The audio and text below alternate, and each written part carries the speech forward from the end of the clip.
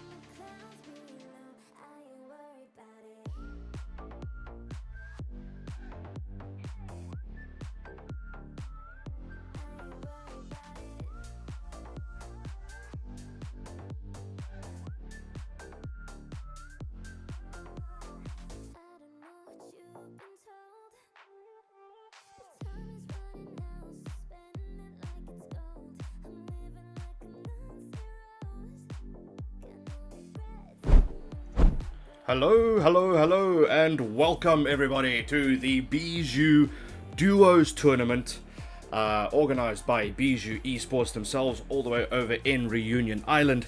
And today we've got 16 teams playing group stages to get into the double elim bracket, which also starts later today, but will conclude tomorrow.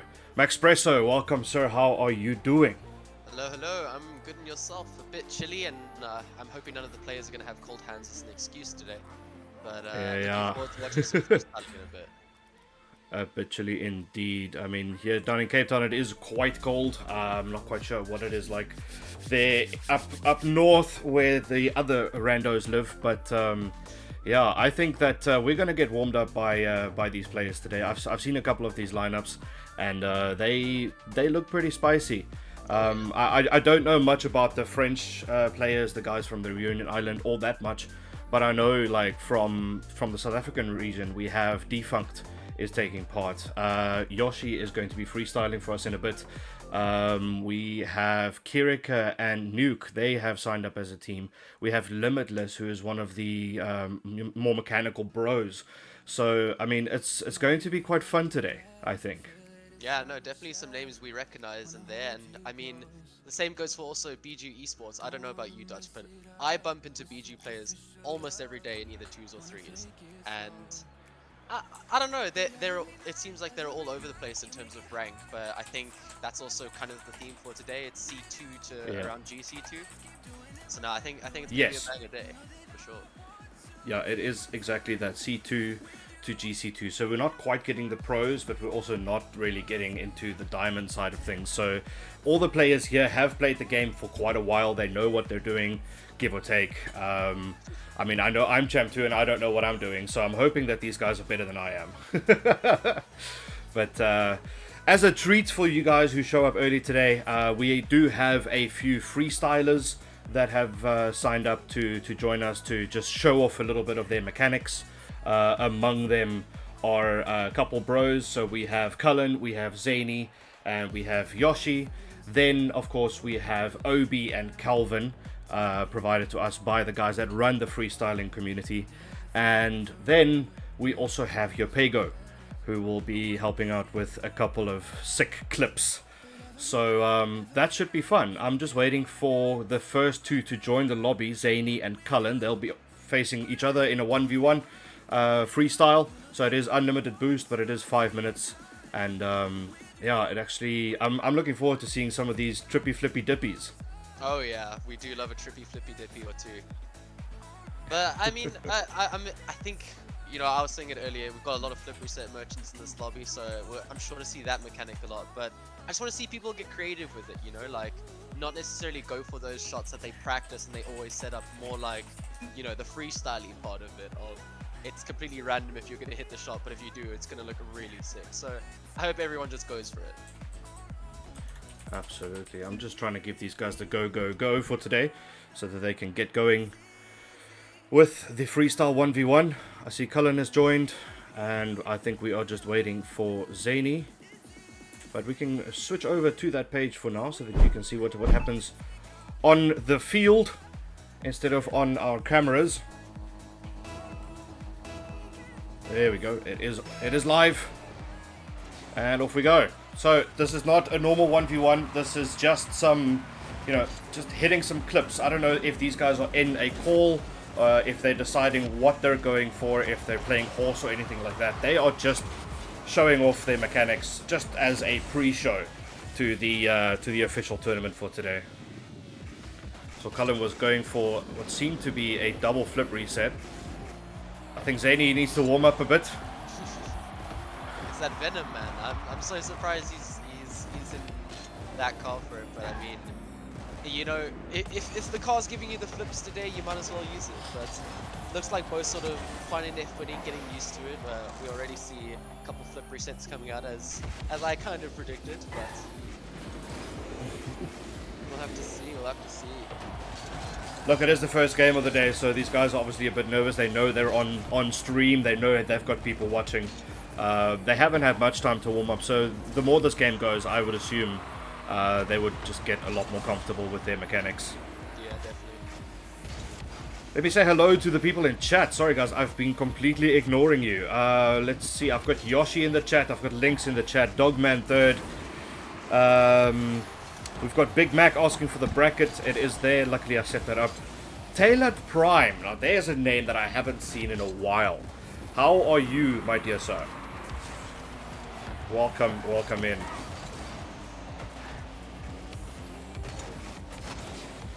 I want to put the music just a tad louder because this needs some vibe. There's like Zeni with a pinch there. Okay. That's the first goal that's going to go in. We saw a nice little setup off the ceiling.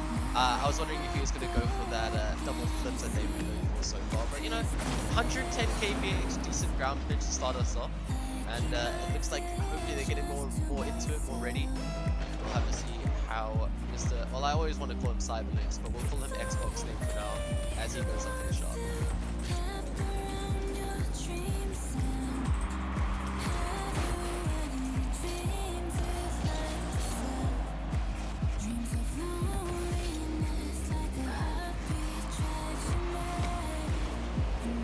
I see these guys are starting to warm up now. It's going a little bit faster, it's going a little bit more mechanical.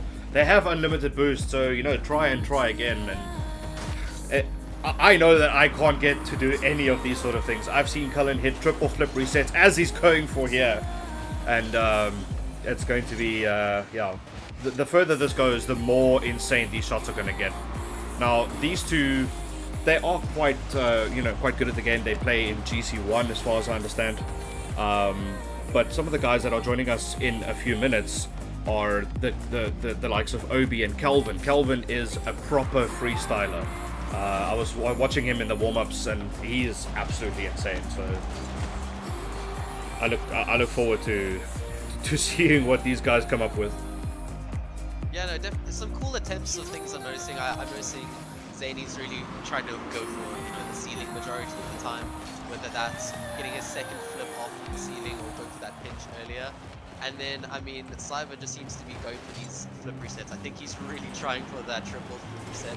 And I mean, he's consistently getting the doubles, so shout out him, but he just needs to try and get that third one and come on back for now.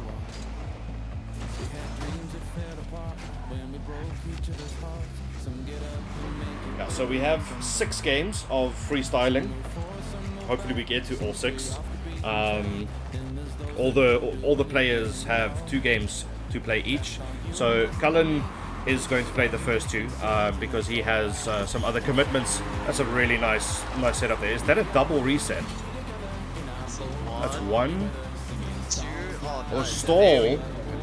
Very nice. Very nice. That's a flip reset into a stall reset. That is very nice. And there we go. I'm not sure how we're necessarily scoring this, whether we're scoring it on the shots or whatever's on the board. But yeah, it's 1 goal apiece. Both taking a bit of time to get used to it. But here we see the creativity coming out as Zany, who's gone off his back to start this aerial, tries a bit of a pogo there, but unfortunately the Venom is not cooperating with much height on that. Yeah, look, I don't even think there is necessarily any scoring in this, rather than just, you know, giving these guys an opportunity to show off a little bit. Yeah. Well, I mean, one thing I can say for certain, they've definitely shown off their flip resets. Very consistent with getting them, and I mean, both of them pretty consistent at the double. Unfortunately, the triple just not coming out at times.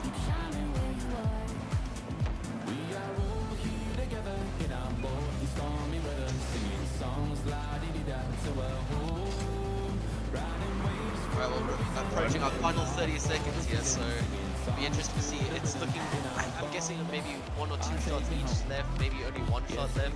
They're gonna have to go fast here, but it's been a decent showing. They've got some very close attempts, but it seems, I think Zany's main problem was just the flips are weird. I mean, in the Venom it just doesn't look right to me, but I guess that's my personal bias as an Octane maybe. But here we go. Unfortunately, Callum's not able to get the ground bounce there. And this might be the final attempt. Let's see what Zany can do. Going for an edge dribble into a double tap maybe.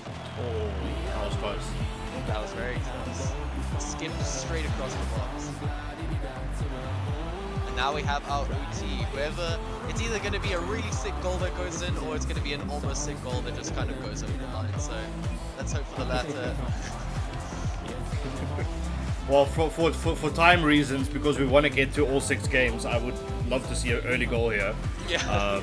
Just you know, just to get on to the next game and see what the other guys are capable of. As you can see, that Obi has. Zadie just not getting these flip resets. I'm telling you, it's the Venom man. You got to switch out of that. Apparently, he prefers the Venom when he tries to do freestyle. He is a. I think he's. What is his main? I think he's an Octane main. But when he's doing freestyle shots, then he wants to use the Venom.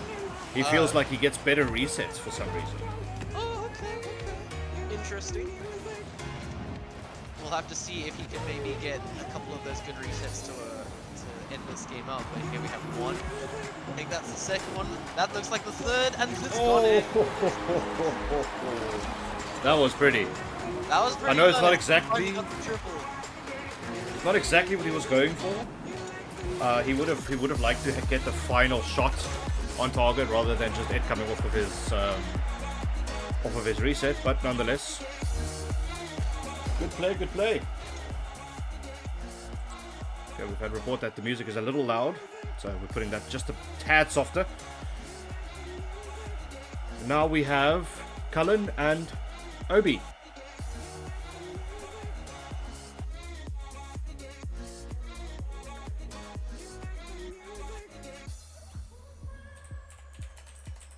Alrighty, second match. Let's see what these guys can do. I'm excited to see what Obi can do because I have been clipped on him many times in casual. So, let's see if he can put his money where his mouth is now and hit an insane shot. Yeah, I don't know Obi too well. I've seen him in the Bro Community Cup, and I know that he was quite important for his team. So it is. That was obviously, you know, just good 3v3 play, which is a whole lot different than trying to show off mechanics in a 1v1 freestyle. So I don't know. Let's see. Cullen seems to be getting quite confident with his resets. Again, a triple, but just not the finishing product. They're looking very clean on the resets now, but like you said, just that final little bit to give you the extra flair for the shot and not quite coming across. But I mean, he's got the triples down now. I can't wait to see maybe a 4th or a 5th reset. So let's see what Obi can do to respond here.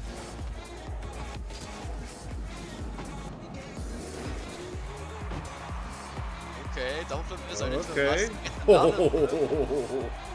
Is that a double reset, musty reset? What? Yeah, these guys are pretty crazy with their resets. I'll give them that.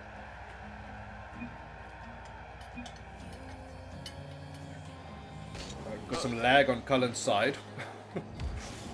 Oh yeah, he almost had 1,000 ping there. Oof.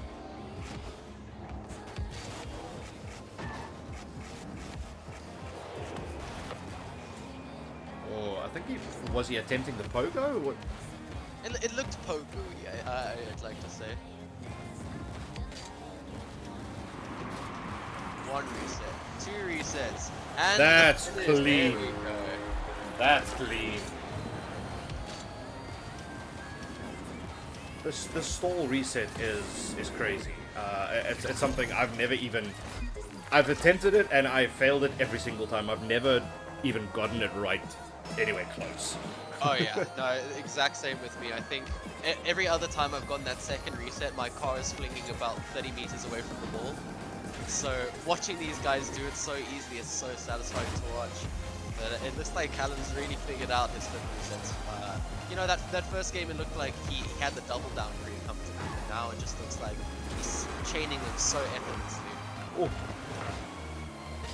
Oh, if it wasn't for the bounce, that would have been pretty clean as well. Nice ceiling reset into another stall. It seems to be his go-to, doesn't it? Oh yeah. The stall reset. He's just perfected it and said, right, this is what I'm sticking to. Stick to what you know. Okay, Obi's got 2 resets on a mushy so far. Let's see if he can keep this up. It's getting quite close to the ground, unfortunately not. But he's looking Obi's looking very comfortable at sort of the flicks with the dominus, getting a lot of height on them, and his aerial control is looking quite clean at the moment. But it's sort of like Callan's flip resets versus Obi's flicks and flip resets at the moment. Cullen lagging again. Not quite sure what's happening there with his internet. Creator, thank you so much for the one gifted. Sorry, I don't have my notifications on for today. When we're casting, we're trying to keep things to a minimum stream-wise. But thank you so much, Creator. You're absolute legend.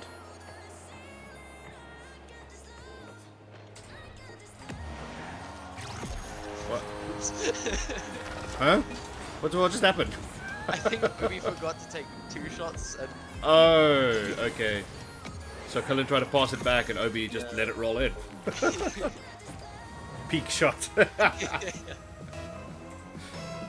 Okay, so now Obi's gonna go. oh, okay, it looks like he's about to go off his own backboard. Let's see here. Oh Okay. my. If he gets this, this is insane. Ariel's looking very good right now. He's got bag control. Oh, and the musty. Can he get the double on target? Oh! So close. That air dribble alone though is insane. Actually insane. Dribble from basically going off of his own goalpost. That was really good to watch and satisfying. But here comes the flip reset merchant, putting another one Oh, in. that is pretty.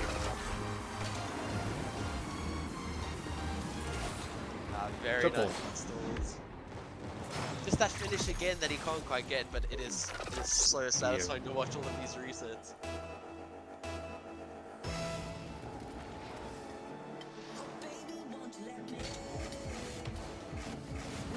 Okay, Obi's going for the reverse setup.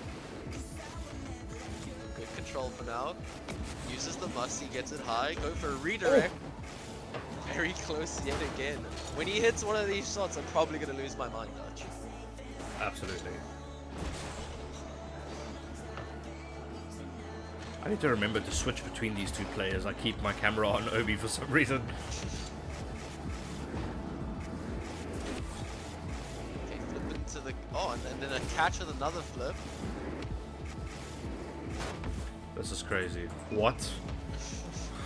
A double reset, what? A reset musty, reset, and then unfortunately no finishing product. Crazy. Absolutely insane. That's another double flip reset coming out from Callan. Very Cullen nice. has admitted in the chat though that he's a one-trick pony. I couldn't tell.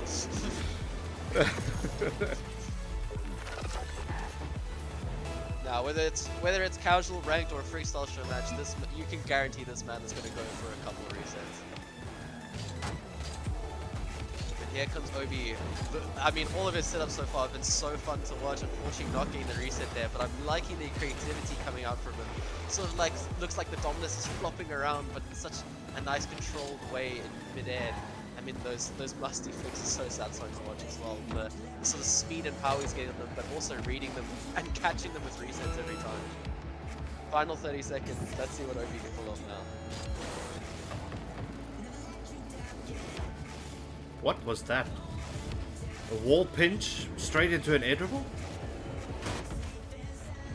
Nah, That was I've never seen that before. Yeah, like I haven't seen half of these setups, but I mean he's pulling it off and he really has this sort of mid-air control, but it's just wasn't necessarily getting there as a scoop at the end of those resets was very close there. Crazy.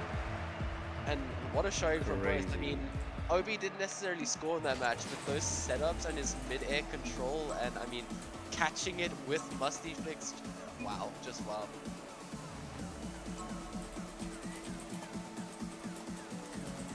Right, so next up we have Calvin versus Yopego. This should be interesting. We know Calvin is a very good freestyler, but we also know that Yopego is a pro player who's been SSL before. So this should be interesting. Is Yopego just that player that has, you know, the game knowledge, or does he have the mechs? Yeah, let's see what Yopega can do. I'm gonna be watching out for some insane flip resets, maybe a double tap or two. I'm trying to think like what I've seen him go for the most in Pro League, using the breakout interestingly enough. I'm guessing the flat cars being utilized for their flip reset potential. And excited to watch Calvin's first setup here. He's going off of Yopega's corner ball. Oh wow, okay. Jeez, what a start! Yeah, what are those called? What, like tornado resets or something like that? I think they. What are they? Is it heli resets? Oh yeah, you might be right. Heli resets, just spinning around. Sorry, I'm getting distracted by Yopega setup here. He gets the pogo, still has the flip, uses the must. Oh my. Oh my, I'm so sad that I didn't switch to his cam in time. What? Pogo, holy. That's pretty clean. Pretty clean. Pretty clean. Nice setup by Yopega. First shot he's done, and I mean, that's already set the tempo for this match. How can Calvin reply? I'm sure he's going to find something exciting to reply to that. You just saw that 1 second stop where he was like, okay, what am I doing? What am I doing? Yeah. Oh wow, look at all the resets. This is insane, Pogo. Okay. Okay, he's keeping it alive. Oh, Musty just didn't happen, unfortunately. I didn't even keep track how many resets there were. Yeah, it was like 4 or 5 heli resets. He's just spinning about. But let's see what Yopega can do. He's got the reverse setup, going into an edge wall, trying to get it to the other side wall. Pinches it, and it's still alive, but unfortunately not able to get back to it.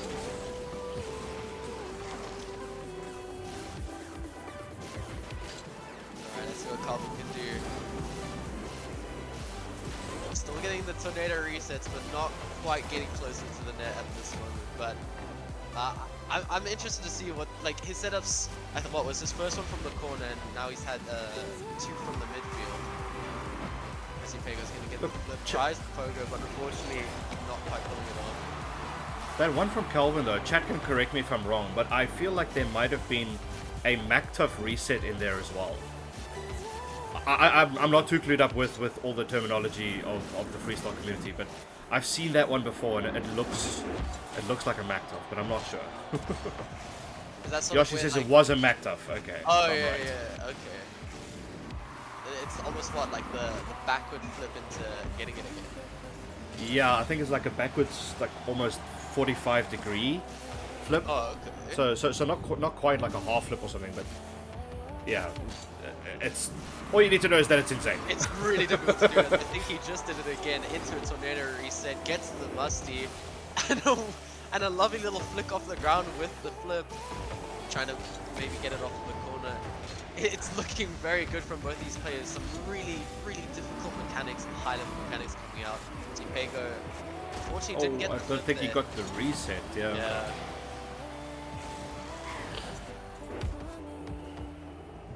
Calvin assessing what insane shot he's going to pull out of the bag now. Opts to go for the ceiling. Gets the first reset into the musty, but unfortunately not getting the power. Improvises with the pogo, but flies the ball not quite nice enough to read there.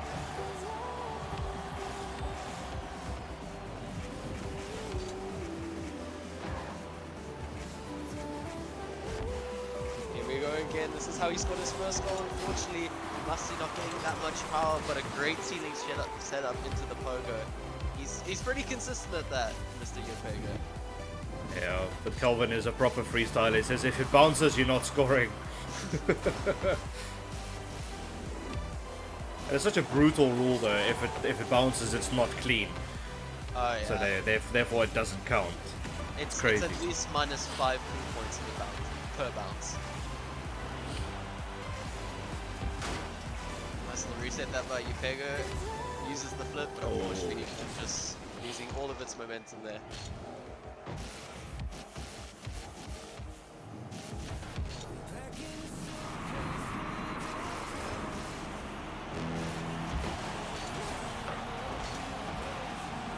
Yeah, it's not quite coming across at the musties at the moment. It seems like both players struggling a bit with the power.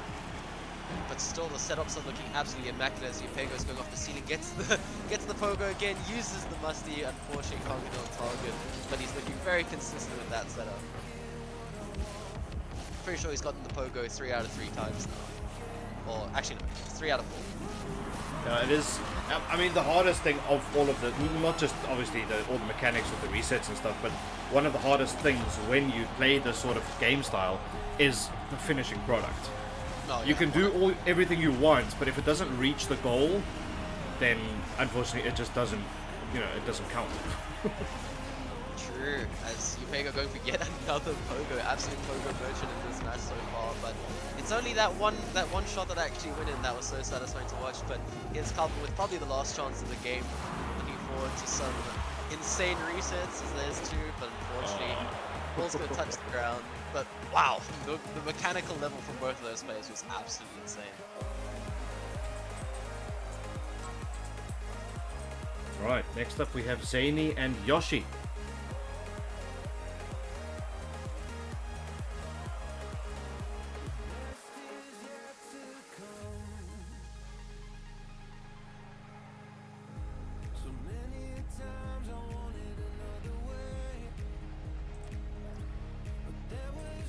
Alrighty, here we go, third freestyle showing.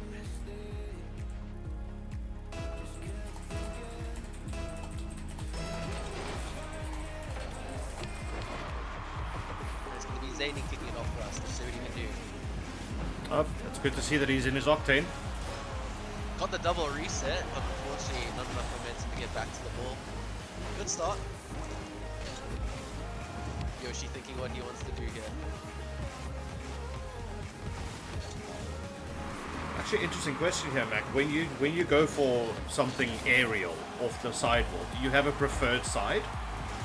Well, I'm trying to teach myself to get both aerial or aerials at the moment, but I do prefer aerial left, so I don't know, it's weird, like, I find my shots are probably better from the right wall, I'd say. But the left wall I prefer for aerialing left. I am a very free aerial player. I hardly use the directional aerials. So for me, I've somehow trained myself on the right wall. When I go on the left, it is so awkward. But yeah, same as you, I am trying to learn directional aerial now. So I'm forcing myself to go to the left wall a bit more often. Oh yeah, definitely same. All of my free players have been on the left wall, and I've been trying all like the weird sort of mechanics, like the wall dashes and stuff like that, just things to make you faster in recoveries. Zany's gonna go up here, gets the musty, unfortunately. Ooh. Double and too high to put on target there.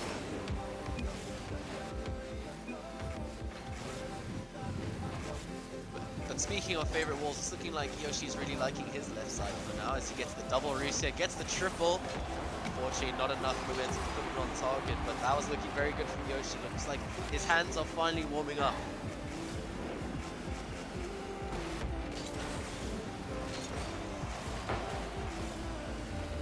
Yoshi going for the insta-play. That was not bad, actually, getting to the ceiling for a reset. Yeah, I just unfortunately put it a bit too far away from himself.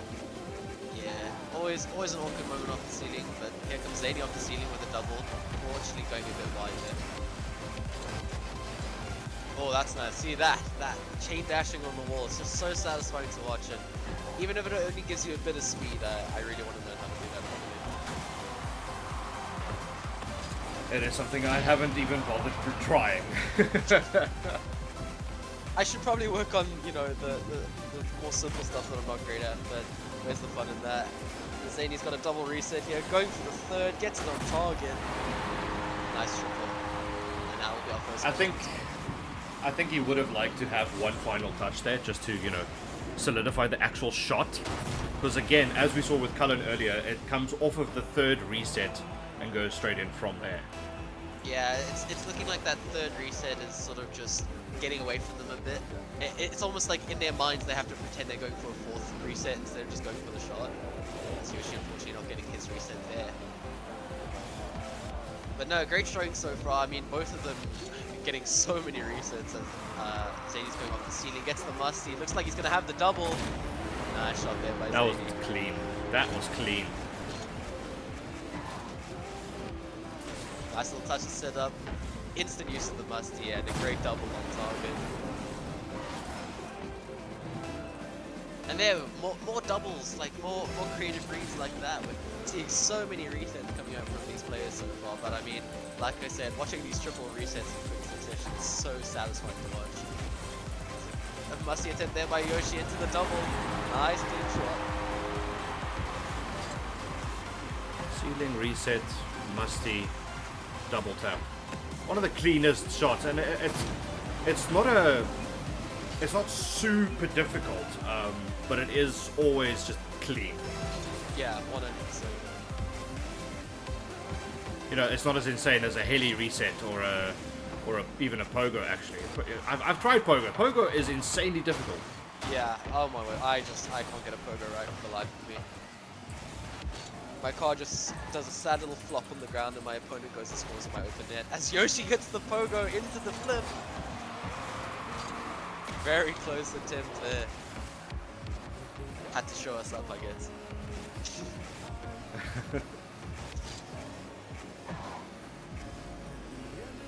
Oh, both of them going for the pogo now. Both getting on their first try. Okay, guys. Oh. Zadie ruined. Musty, unfortunately, didn't quite get the power he wanted, only 33 kph. But both these players instantly getting pogos after we shared our we can't quite get it. You know, our moment of vulnerability, and both of them have to go show us up right there.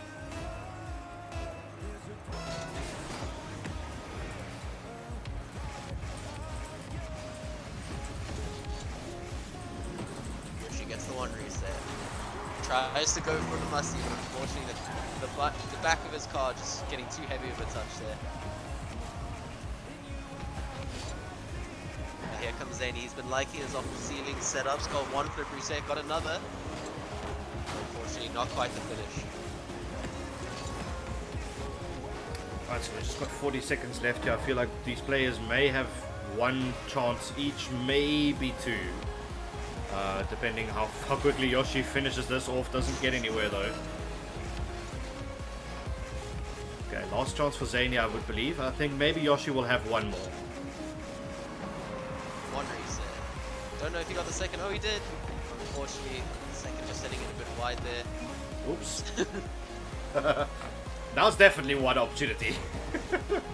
Goes for the clean double. Oh, Zany has one more opportunity. Of course, goes to the ceiling. Gets the reset. Puts it on target. Oh, it's clean. It's clean. It's clean. 0 seconds. Doesn't face him at all because he's just staying in the air, keeping the ball nice and high up. And I mean, putting it just below the crossbar with that shot. Lovely shot at the end there by Zany. Sure, that was pretty good. Zany had a nice couple shots there. But okay, so last final freestyle match before we get ready for the group stages. We have Obi versus Calvin, the two freestylers from the freestyling community. So this should be fun. This is sure to be a banger last game. Exciting to see all of the wacky resets and plays and setups coming out here. That is not what I wanted to do. Yeah, I mean, you're welcome to give it a try. No, I don't need to try a pogo in front of everyone. It'll be a bit dismal. I'll leave that one to the professionals for now.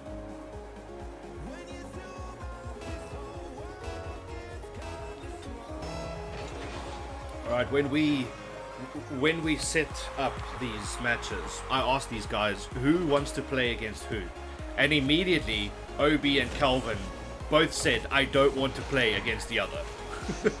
So now I forced them to play against each other, and I want to see the magic happen. Yeah, no, hopefully they're going to get really competitive with one another, trying to one-up each shot as Calvin's going for his heli resets there, very close.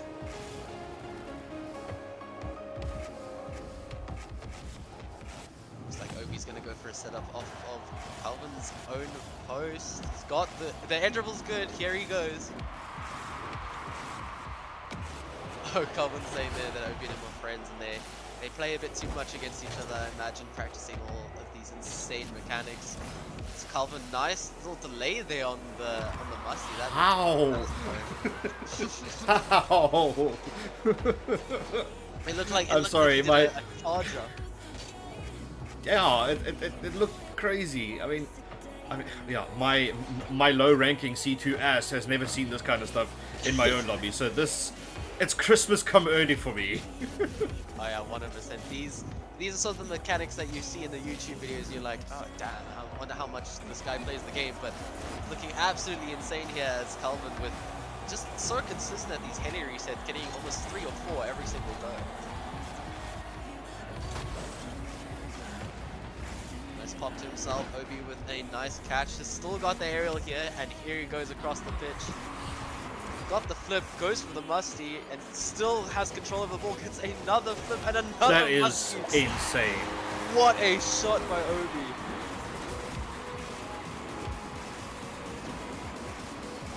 Wow. Yeah. Crazy. Insane pop and like catch with the air dribble there, and then I mean he caught it with a flip, able to perfectly, you know, musty it, not too far away from himself, and then he gets it again. Absolutely insane play there. How can Calvin respond? Gets one flip, still has control of it in the aerial. Musty unfortunately letting him down a bit there.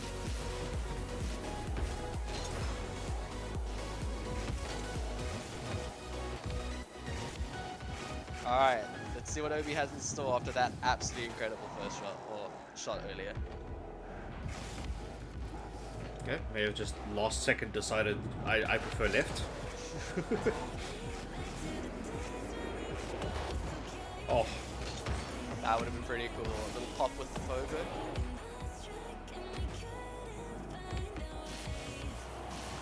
Alright, let's see what Calvin has in store for us. Taking it from Obi's side. Flipping it over to his, going for the side. No. Oh. Now as soon as I saw him going for his own backboard, I was like, no, surely no way, not. no way. Surely not. Obi's doing it as well. Looks like Obi's giving it a try too. Oh, nice Okay. pump with the pogo. Ball's still up.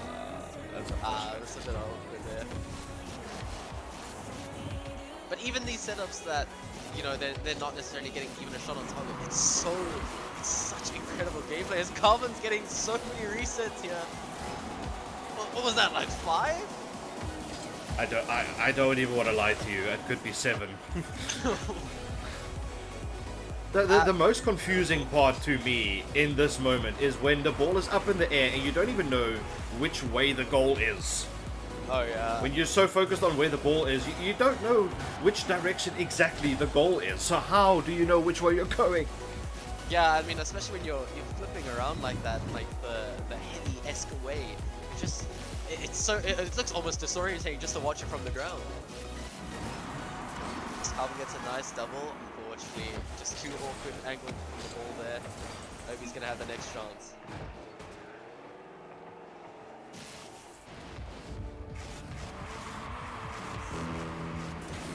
Uses the musty, keeping it alive. Gets the flip, trying to pop it up for himself, but unfortunately not. Mid-air control from both these players is also incredible. It is insane.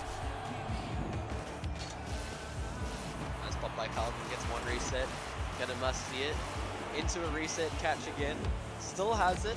Oh, flicks it on target. Oh, No, if you're not letting that one in. Very just close. that final product once again. That it was really cool. It looked like he was very side on to the play, but then he used that reset to sort of throw the ball back on target for himself. As Obi is in the air here using his resets and musties. Okay, Calvin is just putting this in so that they do go to overtime. They want to have the final shot.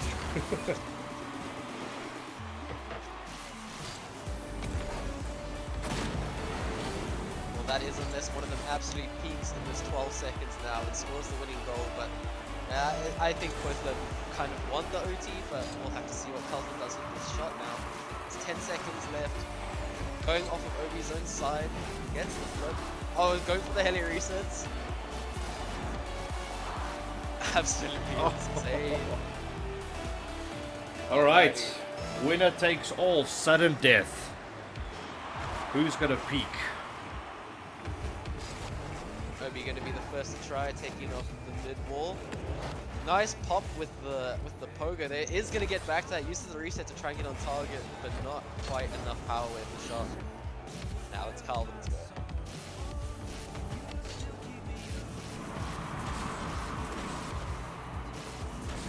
Opts to go for the heady reset. I think gets 4 there, but a bit too far out from the net to pose any danger to Obi.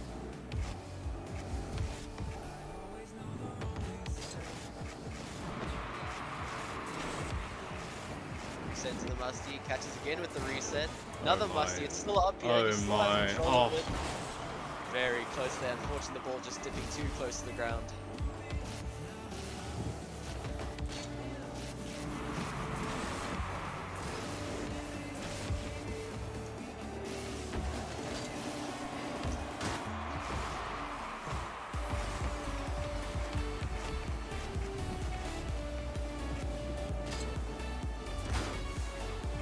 Okay. Interesting start. Interesting setup by Obi. It looks like he still has control. Just gonna pop it up with the pogo.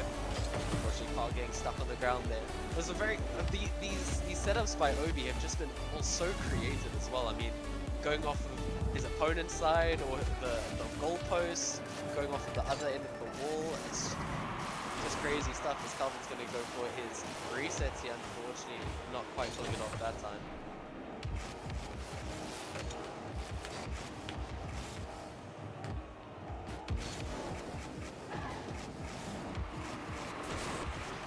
Oh. Oh. The setup was clean. Yeah. Alright, does Calvin do the same thing here? Let's reset off the wall. Pogo's it. Still has the ball here. This is fit to try and keep it up. He's still going. It's a good recovery. Yeah. It's a very good recovery. Again, it's still up. Oh. Unfortunately, that last touch was quite it. Wow, amazing. Like, just absolutely amazing to keep that ball up and so creative in what he's doing, both of these players. So Obi's going off of the post yet again. Great control in the aerial, taking it to the sidewall. Wow. Keeps it up with the pogo. But unfortunately, the car itself can't stay up there. I think he still had his reset there from the goalpost.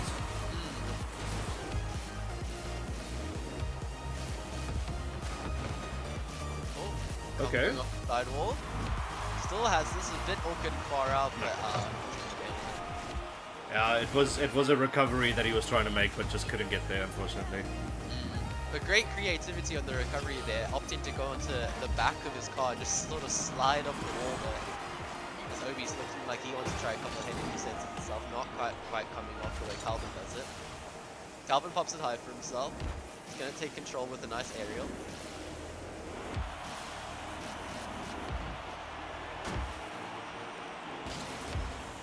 And not quite coming off of Calvin there, opting to give it back to Obi. You can't help but feel the next shot that's going is going to be absolutely insane. So The thing is, these guys are not, they are not settling for a single or double flip reset or a simple, you know, ceiling shot to a musty or whatever. They want to go all out and put the best shot they can on here, which is absolutely crazy. Like, for me, if I ever got a double flip reset, I would say I'm peaking. Yeah, I'm clipping that and that's going straight on Twitter, but these guys... Yeah, 100%. This is just everyday kind of stuff with them. That's just average. So Obi popping it up here, nice catch with the flip, gets the double, gets a triple. Unfortunately, the ball going behind him there. Okay, Calvin taking it from Obi's side, goes off to the corner. Gets the reset, gets another, and almost with the flick. Alright, what are they? They're doing OT to 5 minutes. Alright, so we're entering our final 20 seconds here. Obi choosing to go off the post yet again. He's absolutely been nailing this setup, and his aerial control is just immaculate right now. So the flip to try and keep it alive. Unfortunately, it drops there. Looking like Calvin with maybe the last shot. Not to see what they decide here.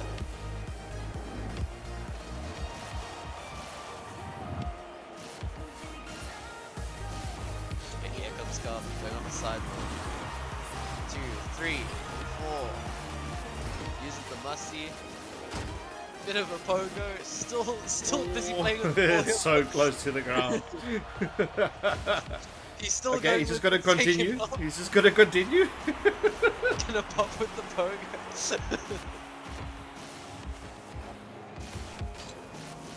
Alrighty, Calvin looks like he wants to finish it out here. Goes for the must. He gets a lot of power. Trying the double. Oh my. I get the read. The fact that he went to car cam there, that is just so confusing. Alright, so then that is that. Cool. Cool. What an That epic was showing. that was fun. Let me just say goodbye to these gents. Thank them. Thank you, Yoshi. Thank you, Calvin. Thank you, Yopego. Thank you, Cullen, Obi, and Zany. Thank you guys all so much for having some fun with us with the 1v1 freestyle pre-show. So, group stages start in 10 minutes. For us, we're going to quickly go to a break, get some water, make sure that we set up for the first match.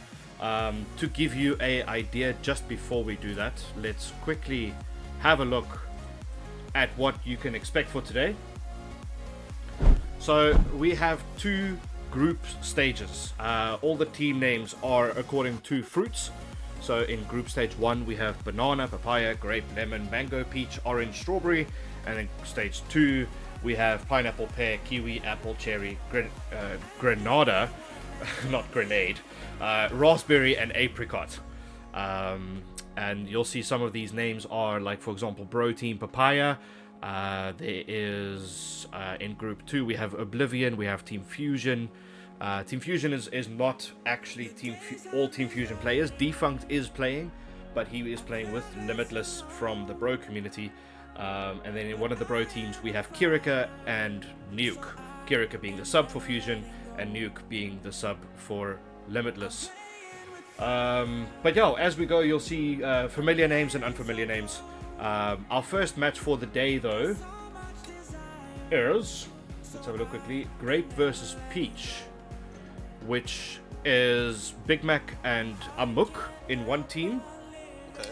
And if I look for the other name quickly, we have Zhu and Sango from Biju side. Big Mook, yes, we have Amuk and Big Mac, or NF as his epic tag says. So we'll be bringing that to you in a few minutes. Until then, myself, I'm going to go to the backstage of things, make sure that everything runs smoothly. Maxpresso and Productive Panda will be taking you guys through the first series, but we'll be back in a bit.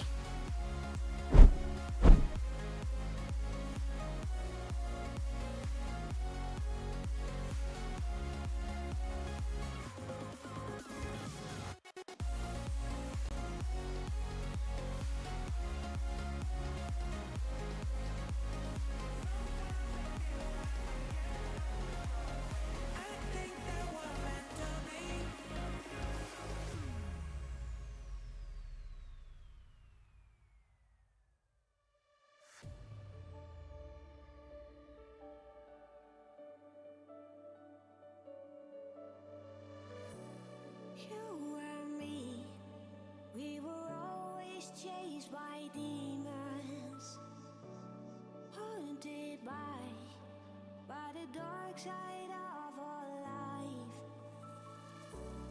You and me, we were always hated by angels, haunted by the dark side of our life. Always doomed to fail, right in front of us all. Doomed to fail, so we should be cutting the cord.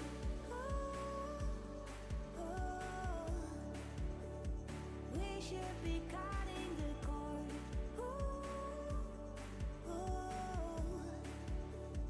we should be cutting the cord.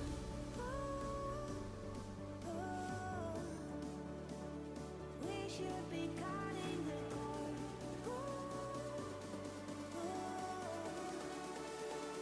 We should be cutting the cord.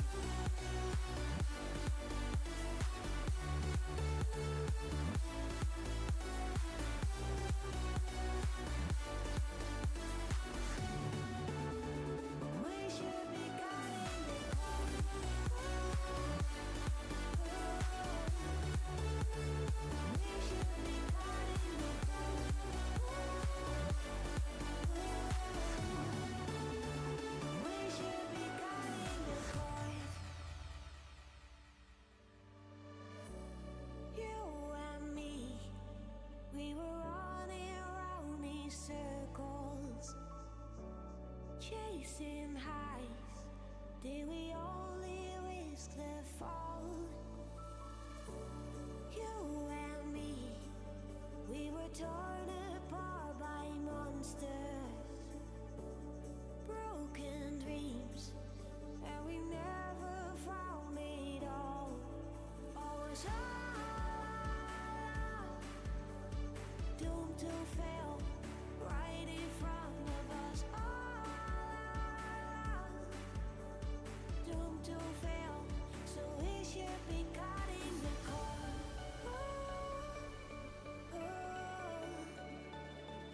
We should be cutting the cord.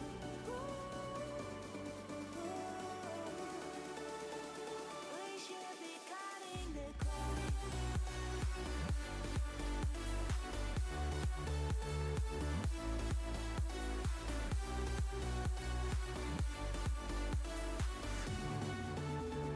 We should be cutting the cord.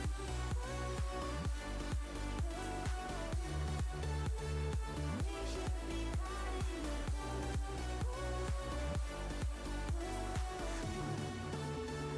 We should be cutting the cord. There's no need to be sorry. There's no need to be down. No, no. 'Cause as long as there's you and me here, we will always be one. So can you rock my world? The way I love you, it is so absurd. You know I want you now, so if you say I'm gonna leave the way with you at every turn.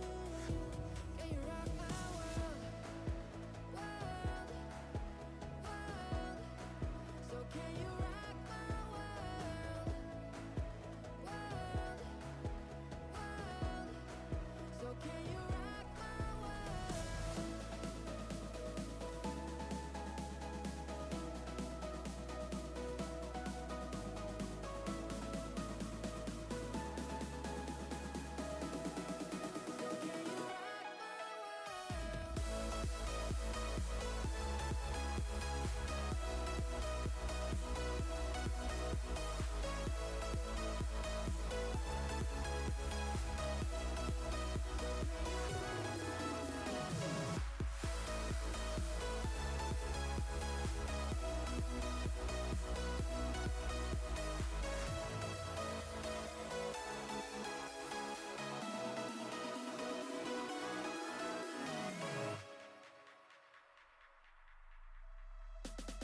There's no need to be sorry.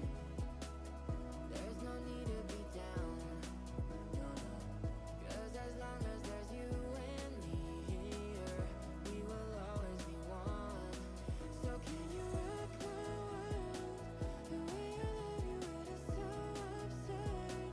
You know I want you now, so if you say I'm gonna leave the way with you at every turn. Can you rock my world? World, world. So can you rock my world? World, world. So can you rock my world?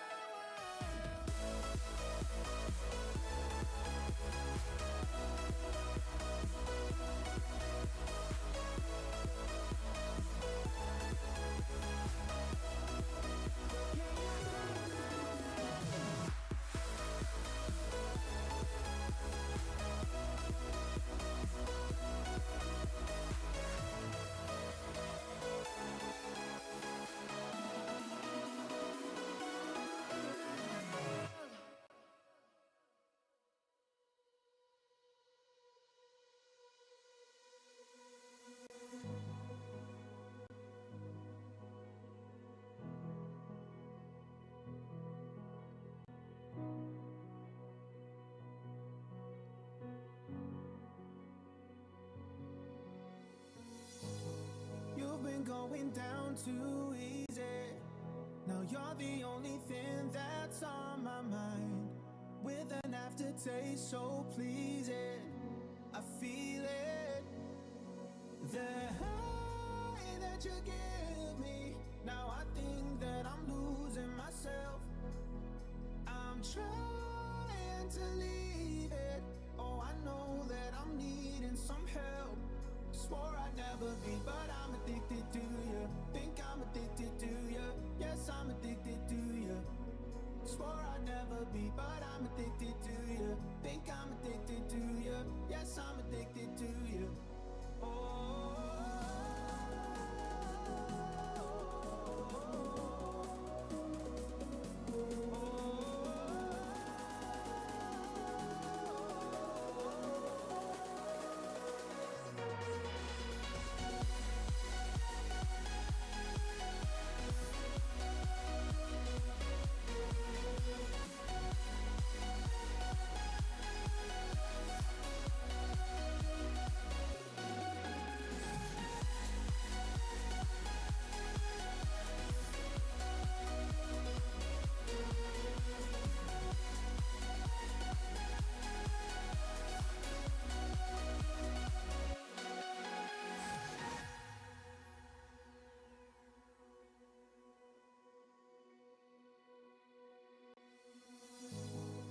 Every morning feels like going. Think I had a little bit too much. Everything you do's controlling. I'm folding.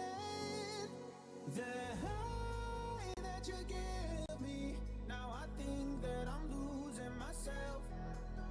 I'm trying to leave it. Oh, I know that I'm needing some help. Swore I'd never be, but I'm addicted to you. Think I'm addicted to you. Yes, I'm addicted to you. Swore I'd never be, but I'm addicted to you. Think I'm addicted to you. Yes, I'm addicted to you.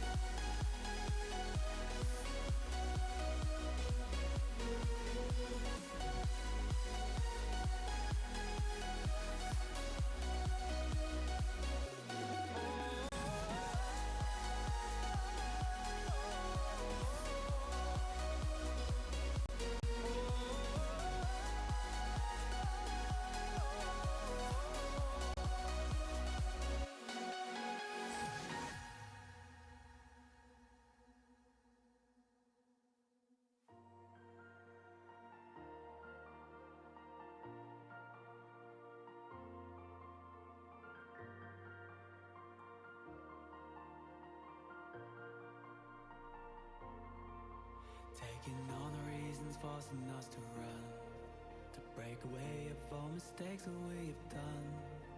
How we care what we do, we'll uncover truth, that we're better off as one to get us through. Taking all the reasons forcing us to run, to break away of all mistakes that we have done. How we care what we do, we'll uncover truth, that we're better off as one to get us through. Hanging on to the light, we're never gonna hide, never gonna hide, we fight. We take it on, we unite, this time we got it right. We're never gonna hide, we fight. Hanging on.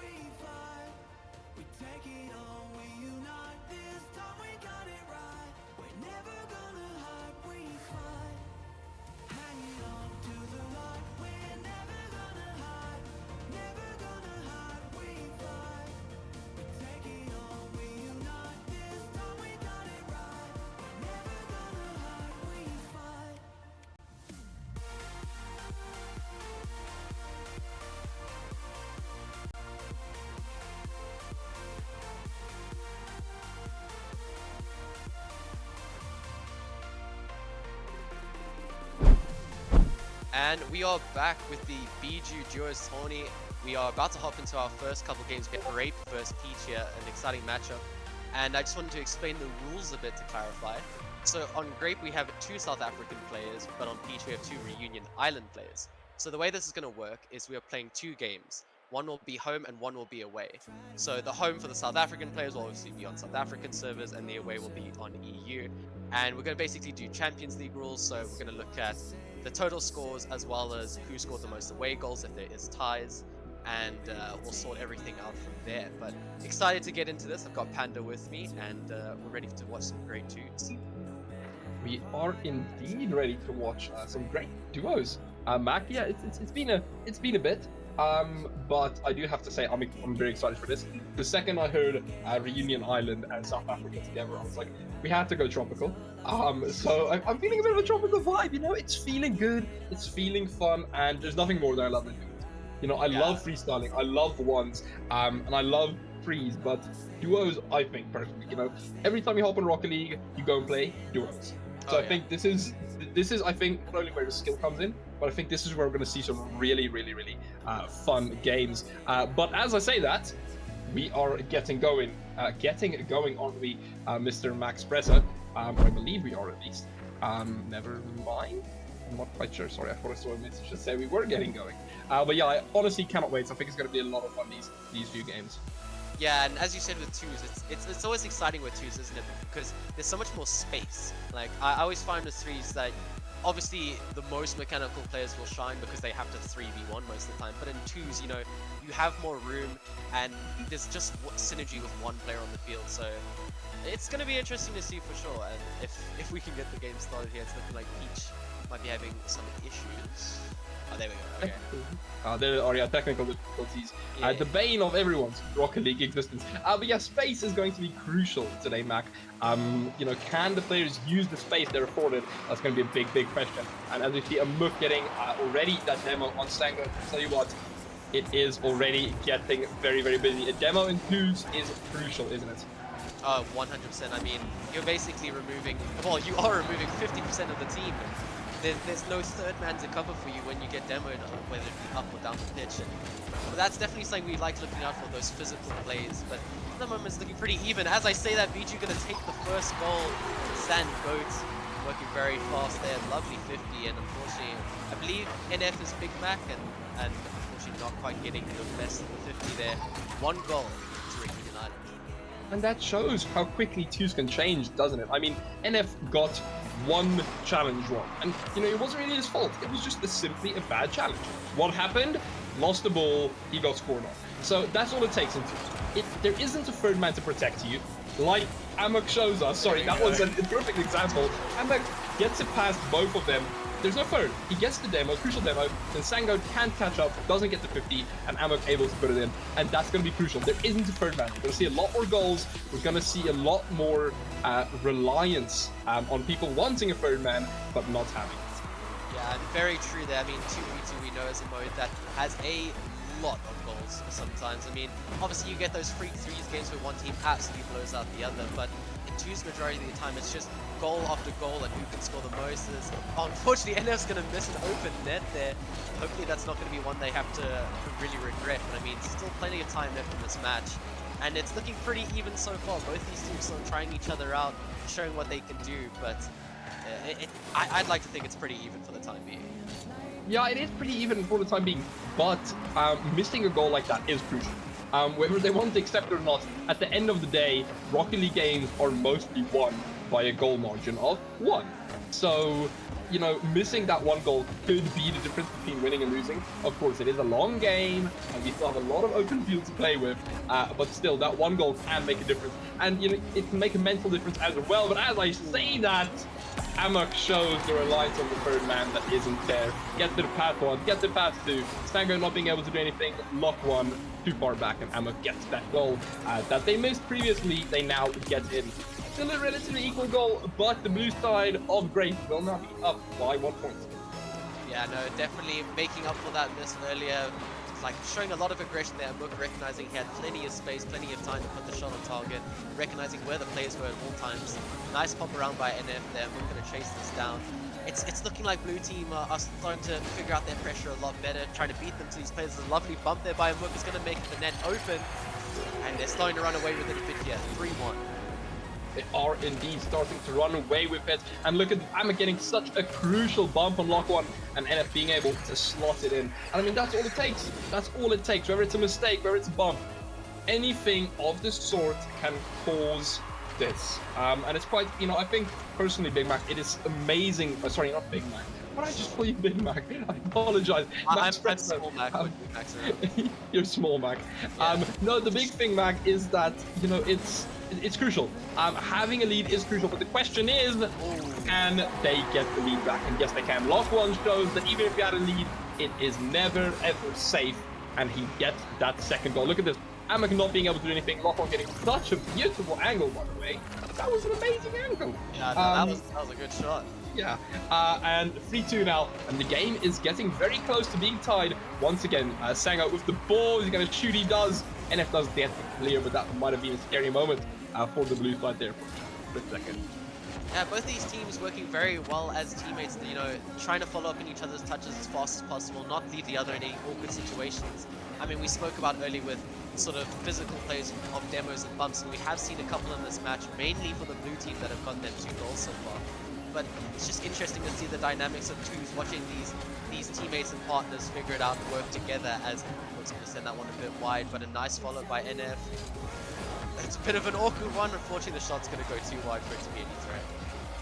And I think you say unfortunately, but I think the orange side of Biju will be very happy it went too wide, because they're getting so close to tying it back up. But the pressure from the grape side looking absolutely stunning, and Mook is able to save that from his net. Wasn't ever a threat, but a goal downfield is never a nice feeling, is it, Mac? Just putting that ball all the way downfield, no one back, it's never a nice feeling, even if you know you can save it.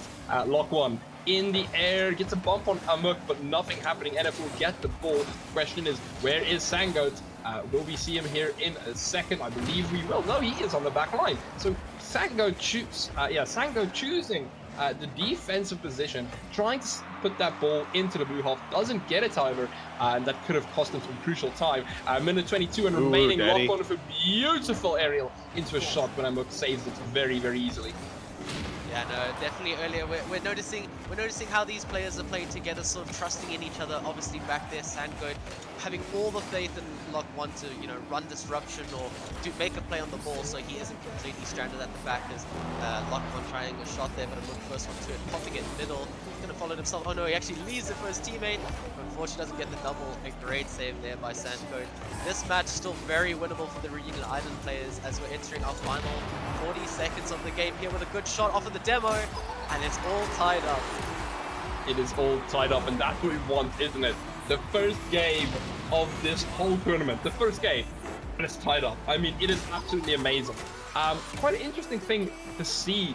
You know, on the scoreboards, it looks like, you know, a Mook for the Grape team pulling, I wouldn't say the weight, you know, but obviously carrying more points, whereas the Peach team being a lot more equal on points. And although, you know, points aren't everything in this game, I think it does show to an extent that the dynamics of how these teams are working together is completely different.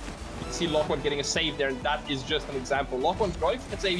He knew Sango couldn't be there. Sango will be there for this one, and it isn't enough. Nev flies out from nowhere, makes it 4-3. Look at this. A Mook off the wall. Sango can't do anything. It's awkward. Lock 1 not being able to save it in time, and NF getting such a fantastic shot, man.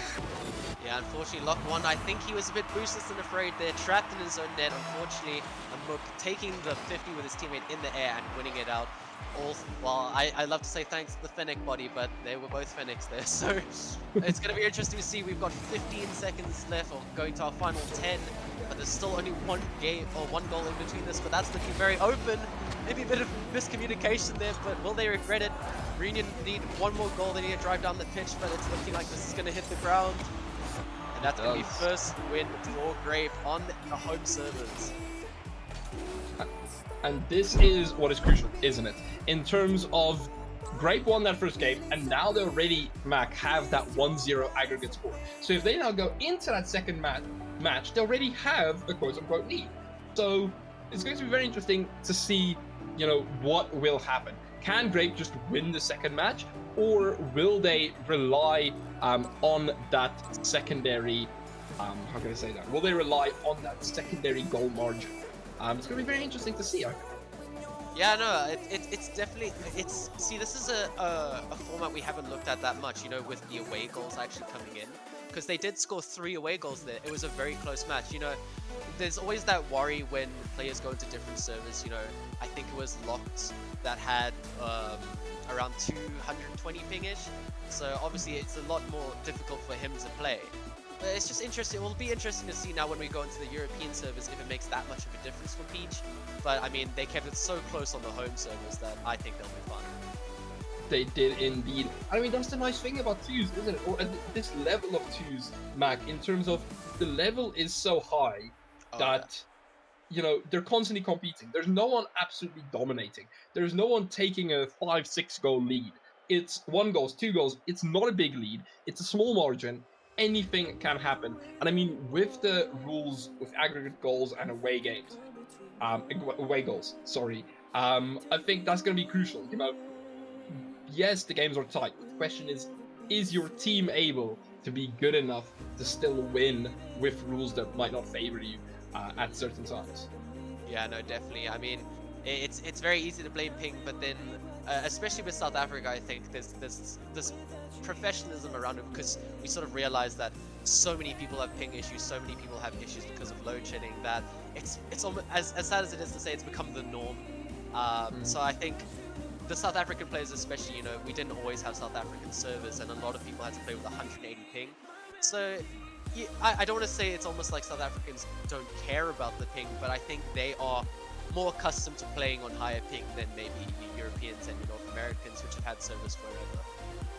Yeah, and I think, you know, being accustomed to it, I think it's a lot like, you know, other terms like load shedding. Once you're used to it, you know, it becomes part of your daily routine.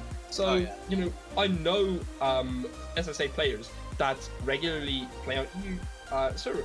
And when I ask them when, it's either one of two things. Or they aren't getting games at high ranks in SSA, which is unfortunate, you know, because the spread is so thinly spread. Or their second reason is because they can. You know, faster match times, a lot more competition, maybe even a bit more tougher competition, is a bit more of a challenge. A lot of them will just play EU because why not? So, Exactly, yeah. I think this ping differential, I think we'll see how it affects certain teams in certain ways, but I think either way it's going to be amazing fun to see what these players can cook up with having, you know, nothing too special, if that makes sense. Everyone has, how can I say this?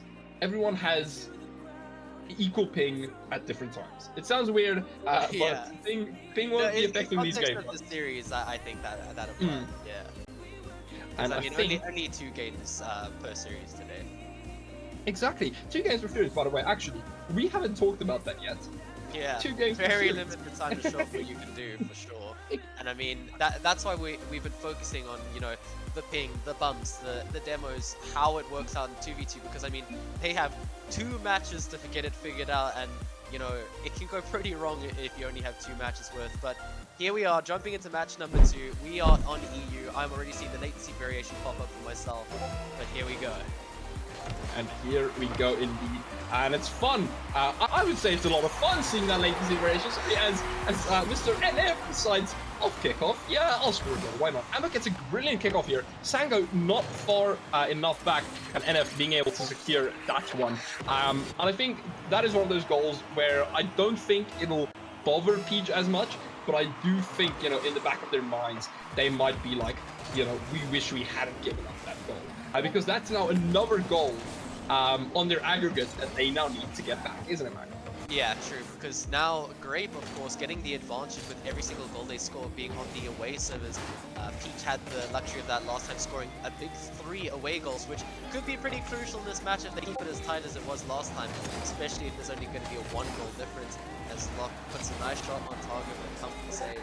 And it's looking like none of the players seem too affected by the ping so far. Obviously, that kickoff, it was a bit of a classic twos kickoff, wasn't it? You know, it's always 1 second man beating the other to the ball and putting it on net. And there's nothing you can do. So I don't think Peach will be too bummed about that. They're looking quite comfortable, showing a lot of offense now, trying to hold the blue team in their half. So it's looking alright, but blue team do seem to be dominating the points game for now. And that is the question, isn't it, Mac? You know, does the Peach team, do they go for ultra offensive strategy? Do the Grape team go for more of a defensive strategy? We won't know. Lock 1 gets a brilliant save. A Muck almost tapped that in. That almost just kind of, you know, just kind of flew in. But it didn't. It didn't. So we're still at a 1-0 lead. NF gets a big shot. Nothing as of yet. Sango getting challenged by a Muck. That ball will go to the blue side. Grape won't be happy about that, but they will be there. NF gets a brilliant clear off the 50. Sango will be there to try and stall the ball, but a Mook, as we know him, is there to have some fun, but his fun has ended. Oh, NF with such a close save. Mac, what? That was pretty crazy. It looked like a bit of a bump there by Biju, but it worked in their favor to get that unexpected power in a shot. But I mean, NF with a great save, holding his team in it. He's already got 2 in this game, 304 points, really working overtime. Nice fake by Mook, and NF taking over. It sort of seems like the Reunion Island team like to leave one person to go forward and disrupt, and one a bit further back in case, you know, the pinches, the random balls that go forward. But this Grape team, this SSA team, seem to stay way closer to one another and try and leave more touches and try and play it as fast as possible at times. Indeed, and I think that's crucial. You know, the different play styles are absolutely crucial, because it shows that, you know, everyone can play the same game but in a different way, and it'll still be close. You know, yeah, 2 totally different teams, but it'll still be close. As here on the offense, the Peach team with another absolutely mighty save on the backline. He is working overtime of a shot, and NF is there. Lock 1 not being able to score. And I'll tell you what, if I was the Peach side, I would be getting a bit irritated now, because that man is saving every single shot that's being thrown at him. But we'll see, he won't be there to save this one. Can a Muck? Yes, he can. And the blue team, sorry, the Grape team lives for another day. Yeah, that was some fantastic saves there, Mac. Yeah, no, it's so crazy to think that this game is only at 1 goal at the moment, with only a minute 30 approaching rapidly. Both these teams really giving it their all in this match. Unfortunately, Love having no boost there. Gonna try an infield pass, but there's no boost on the Reunion side, but they're still driving forward, and Luke's just gonna go himself. Gets the 100 boost, and is gonna take on both players from Grape. Lovely little pop around 1.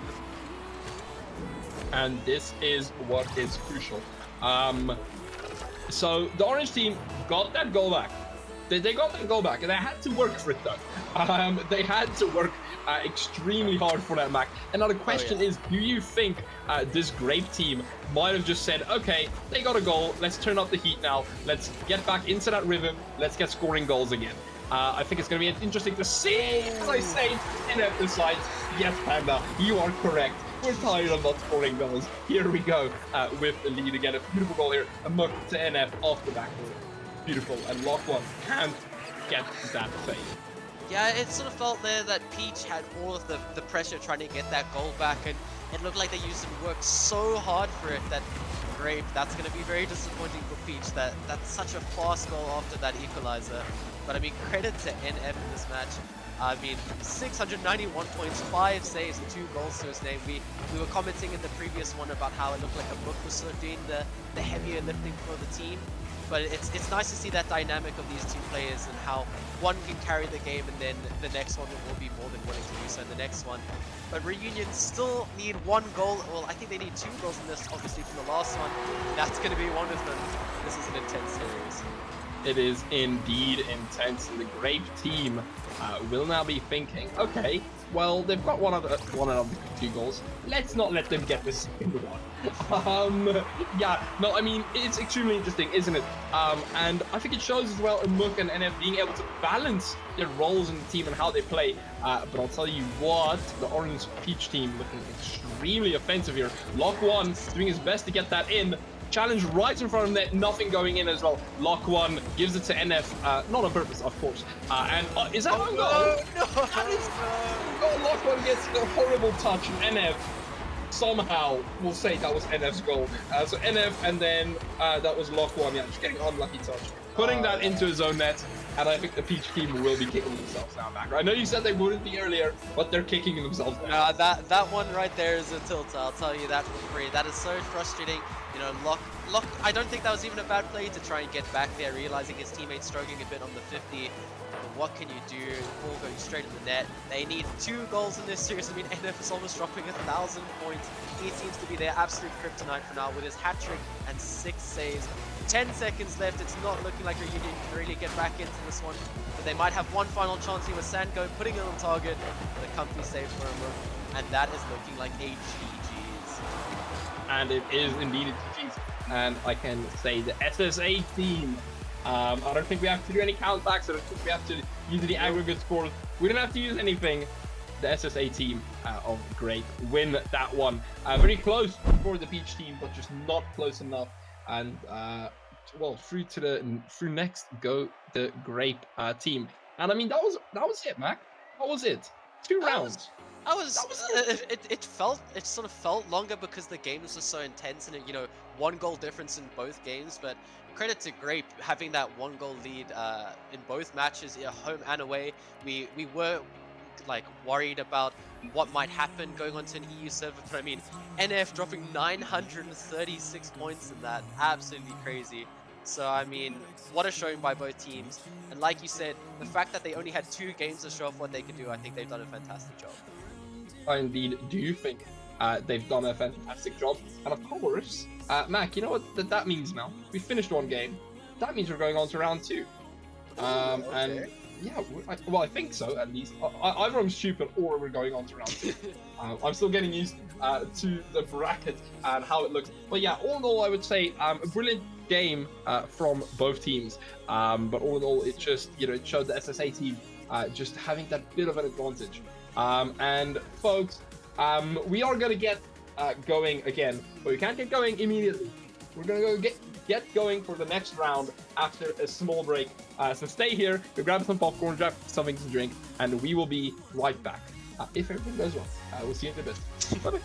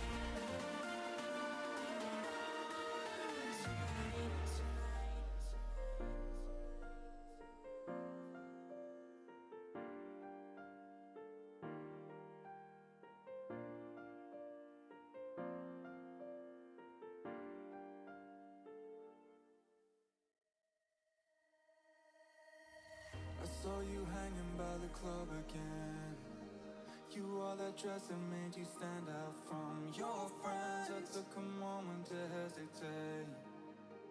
You had me feeling more than I could comprehend. I wanna tell you you're beautiful.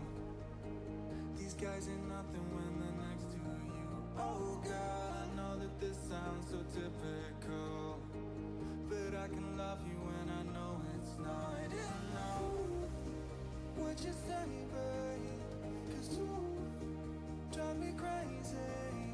I know you don't wanna be lonely, but you amaze me. Then we headed to my place. You took your dress off and you whispered in my ear. Boy, you make me feel beautiful. With you I know there's nothing left. The sun came up, we couldn't get enough. My eyes were tired, but I was in love. I held you close to me. Oh girl, there ain't nobody.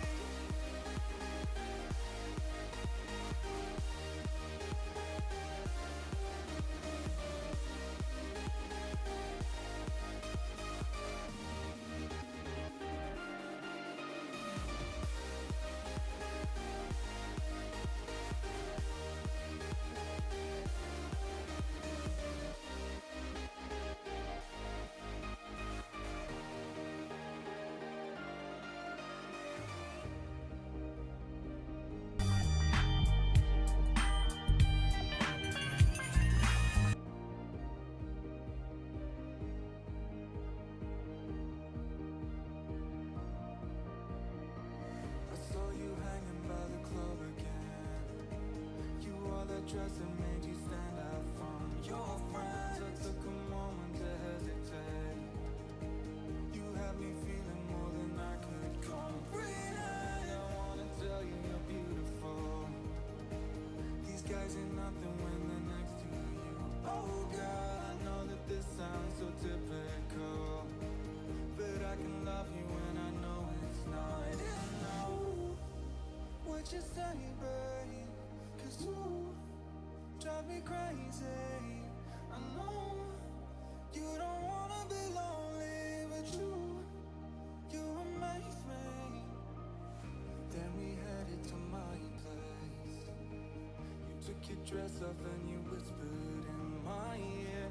Boy, you make me feel beautiful. With you I know there's nothing left to fear. The sun came up, we couldn't get enough. My eyes were tired, but I was in love. I held you close to me. Oh girl, there ain't nobody.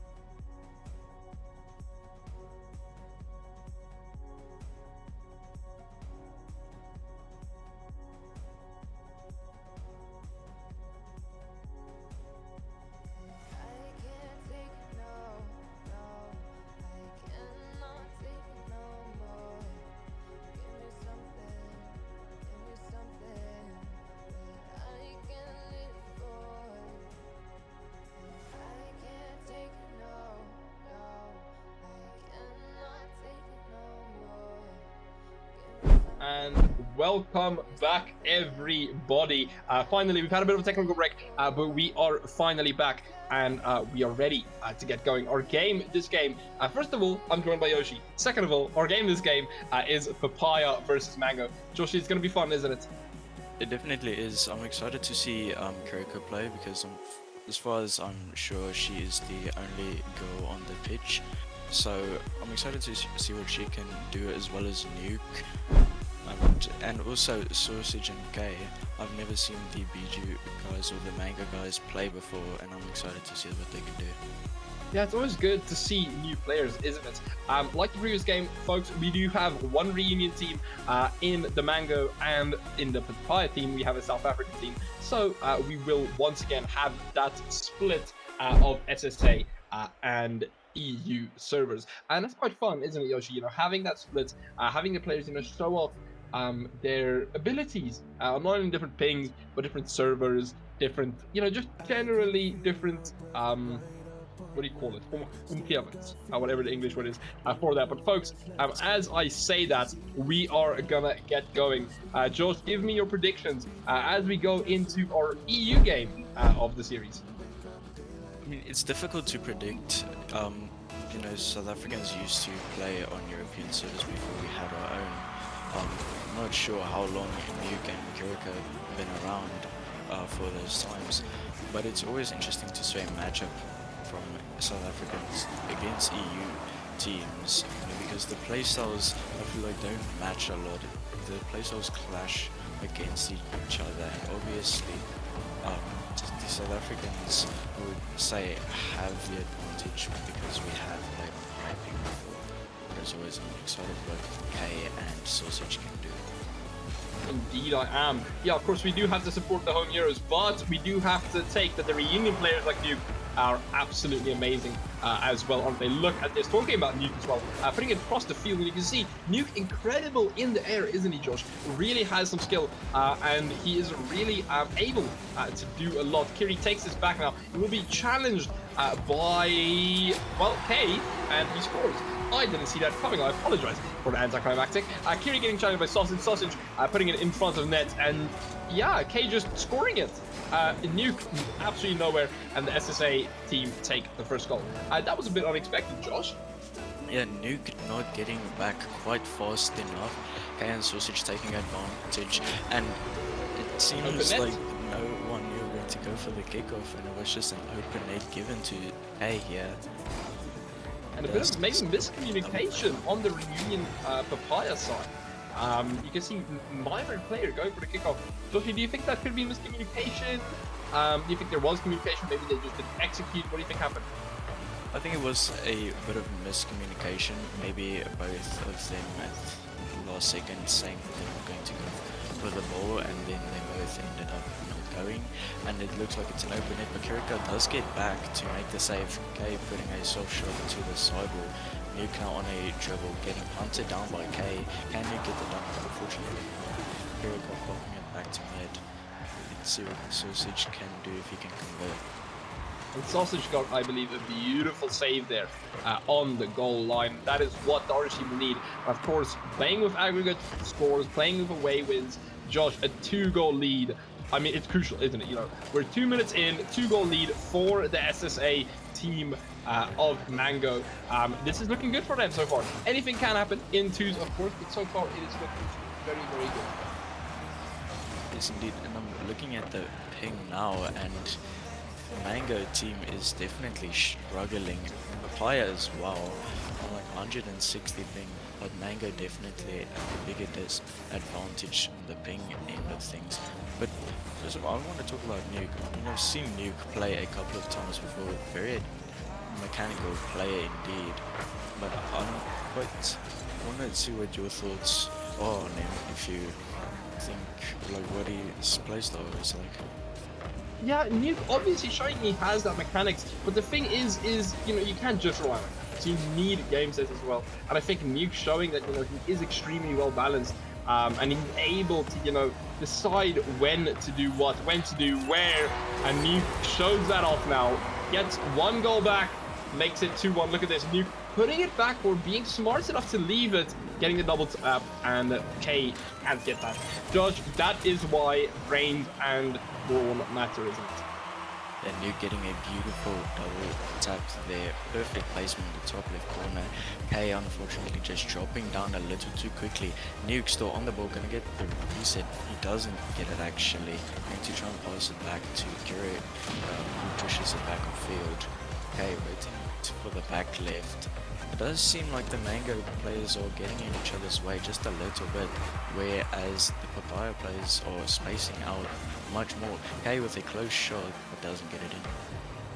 And crucially, doesn't get it in. That would have taken him back up by 2 points. I did say, just looking at the ping very quickly, Josh.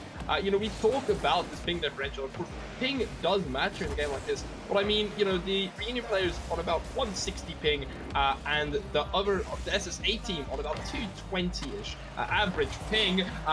Shot there by Kiri, but it was against the post, and it doesn't go in. Kiri, however, keeping the pressure. We'll talk about ping in a second. Nuke going for the shot. Can anyone save it? Yes, it can be saved. Sausage does save it. He will then be challenging Kiri. Kiri gets demoed, and a demo like that is crucial. But George, just quickly talking about ping. The ping isn't that far off. Do you think it's making an amazing difference in the players? Or do you think because both are so high that it might be semi-neutral? I think it is semi-neutral, but once you cross the 200 ping threshold, things around the pitch definitely do start acting weird. It's very difficult to keep possession, take 50s, and so that's why we see these players not taking the ball very close, more opting for aerial plays, because that is where you can still sort of predict what's going to happen. But when it comes to the 50-50 game, it is incredibly unpredictable. Indeed it is. And 50 is such an important part of the game, and them being unpredictable isn't what you want. K gets a save there, Nuke not being able to score.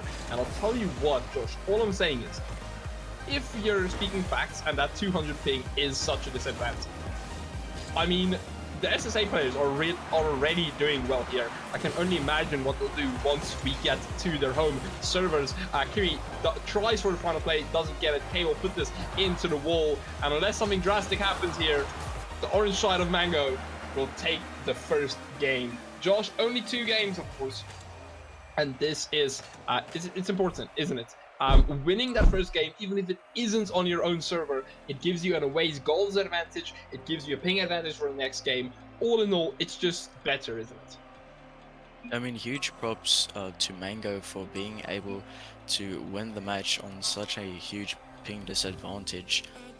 Obviously, the blue side, Papaya, also held up quite a fight, keeping it to a 1-goal game, but they just couldn't break through the Mango team's defense to get the final equalizing goal.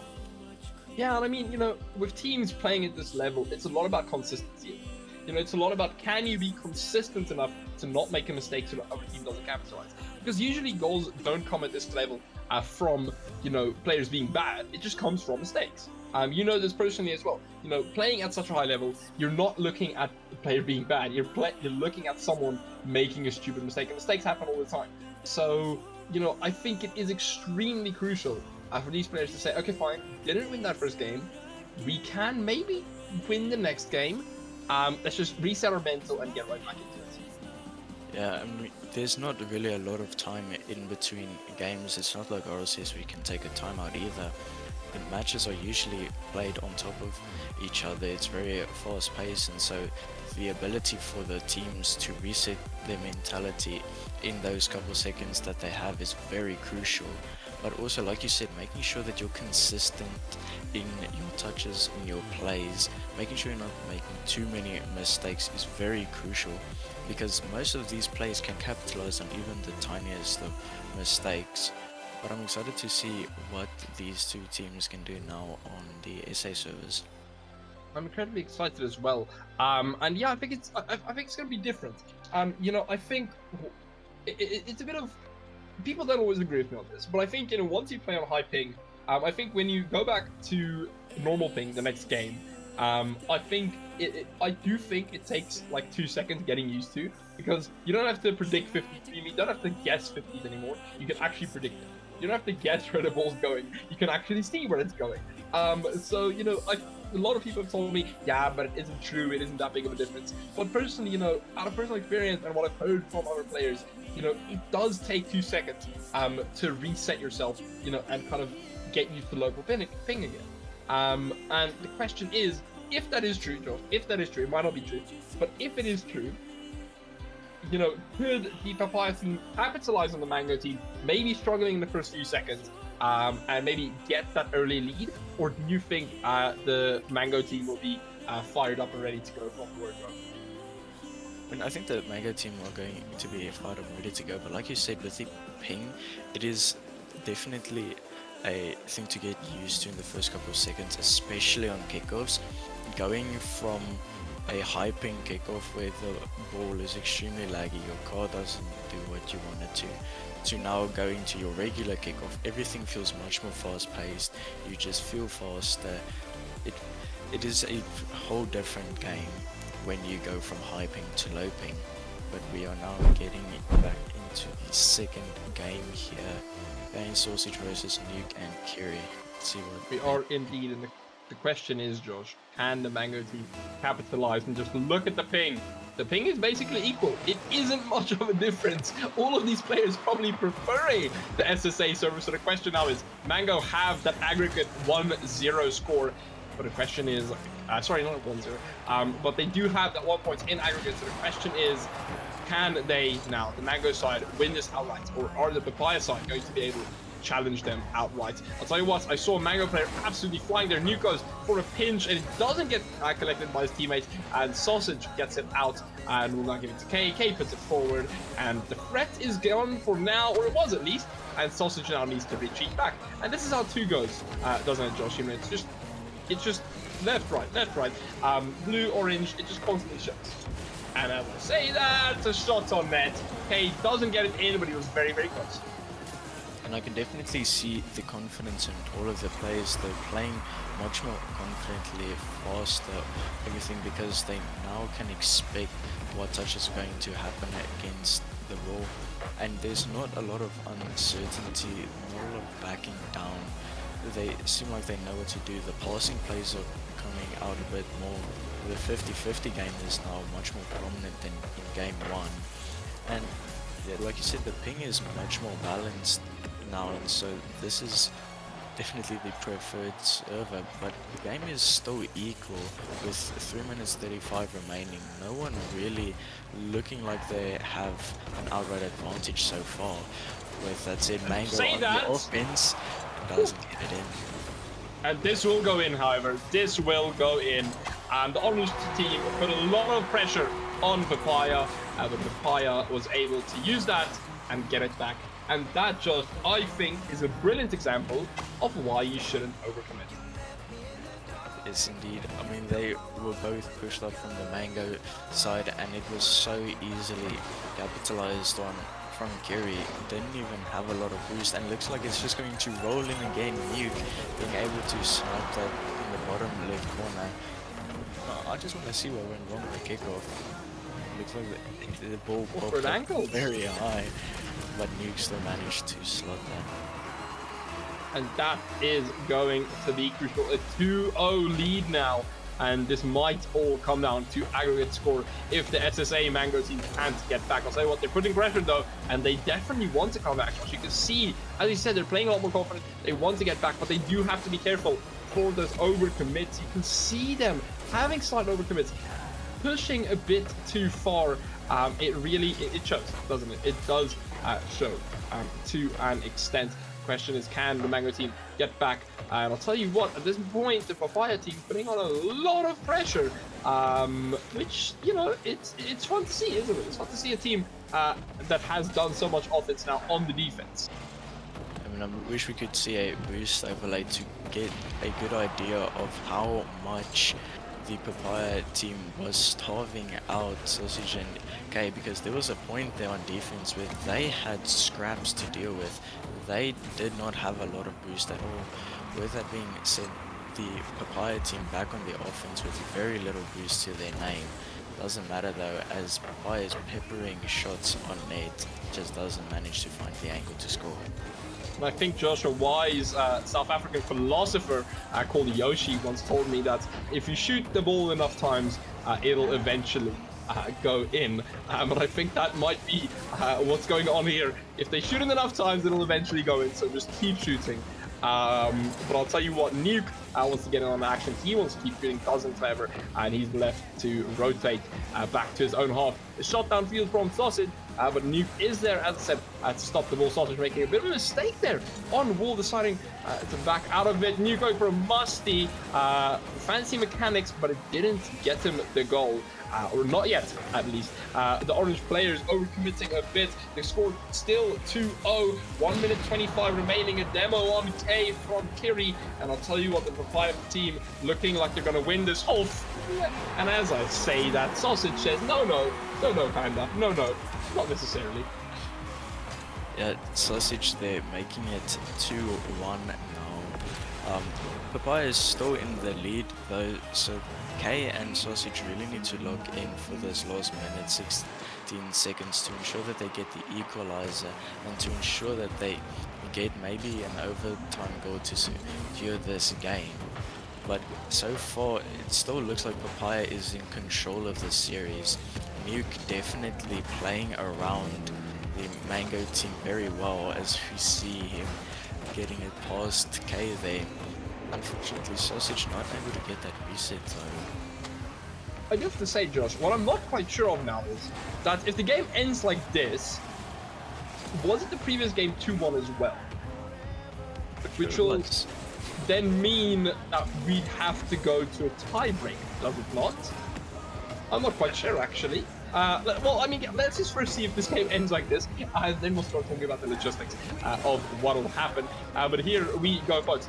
K with the ball. He's going to try and get another goal for the team. It's a shot, and that will be finished by Sausage. Sausage gets such a beautiful finish. And Josh, you know how I said it'll finish like that? No, it won't finish like that. Sausage says he wants to tie it up. Does seem like my prediction is coming true. Sausage getting the equalizing goal, 21 seconds remaining. We'll see if they will try to push it for overtime. And if Sausage does manage to get the overtime goal, then I guess I'm officially the smartest person in this lobby now, because that prediction would be insane. I wouldn't credit yourself with that just yet. Just give it maybe a few seconds. I'll tell you what, the orange team putting on a lot of pressure here, and it won't be what the Papaya team wants. I think we're going to go to overtime. Yes, we do. So the question now is, Josh, what will happen? Anything can happen. Will the Papaya team be able to get back the series? Will the Mango team win it all? That is going to be the question. K is going to go for the shot, no one there. And on the blue side, the Papaya team will be on offense. Don't have enough boost though, and it goes back into their half. And this is where it gets interesting, Josh. This is where it's going to get exciting. Nuke with the ball. We've seen his mechanic, but he can't do anything mechanically just yet. The orange team of K will be chasing that ball down. Kiri will be back to defend. Will K go for the bump? No, he doesn't. Leaves the ball. Ball played into mid. Sausage not there. K is there. He has a lot of boost. Can he do anything? That is the question. K so close. And Nuke does get the save of the century. It wasn't that impressive, but I'll tell you what, it is definitely needed. And Josh, this first minutes of overtime, very exciting. I mean, it does look like the Mango team isn't quite capitalizing off the Papaya team's side. You know, there have been many open nets that they've just missed out on, and it doesn't seem like their shot accuracy is quite there. And even when they do shoot it on net, it's going to be soft touches like that. Nuke for the double tap, he does not get it though. Kiri now on the ball, tries to slot it in, couldn't find the angle. Nuke very awkward, doesn't matter, manages to recover. Sausage dribbling Nuke away, Gay banging it upfield. Huge misplay from Kiri there, but it doesn't matter because Nuke is on the ball.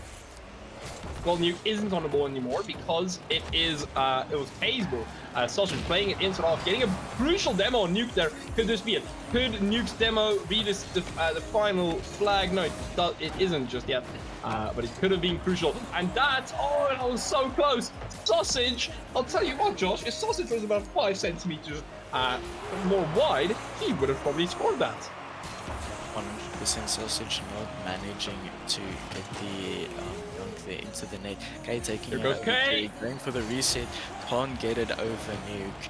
Sausage now on the sidewall, can he get this read? Unfortunately does not manage to. Kerry bangs it up through with a clear.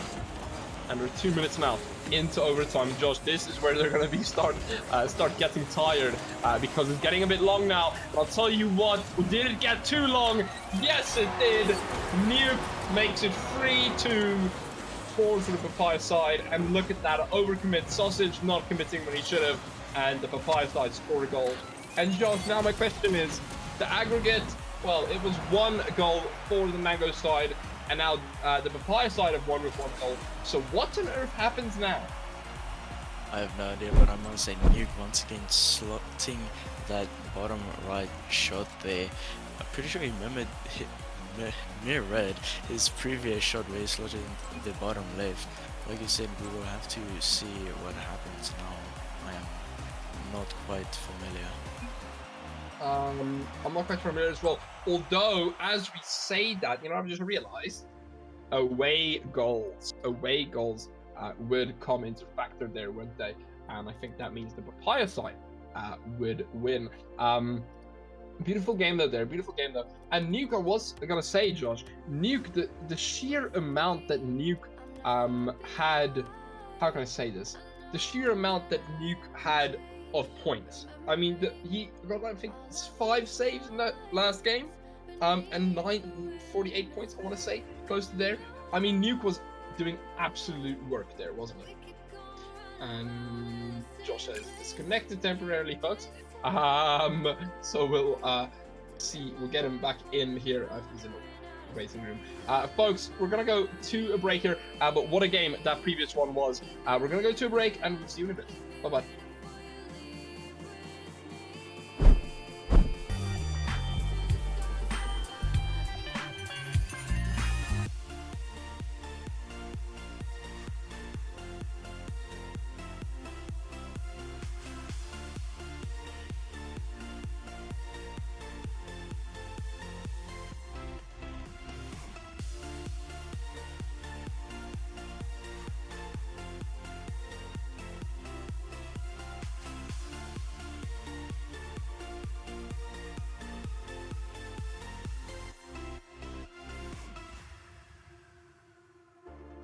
Wait for me, I'm not far behind.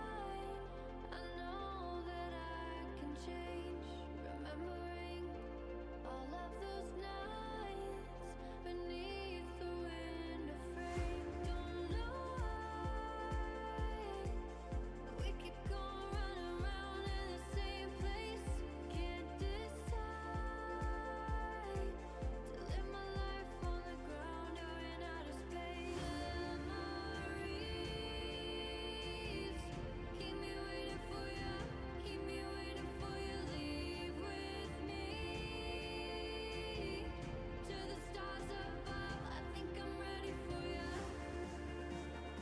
I think I'm ready for you. I think I'm ready for you. To the stars above. I think I'm ready for you.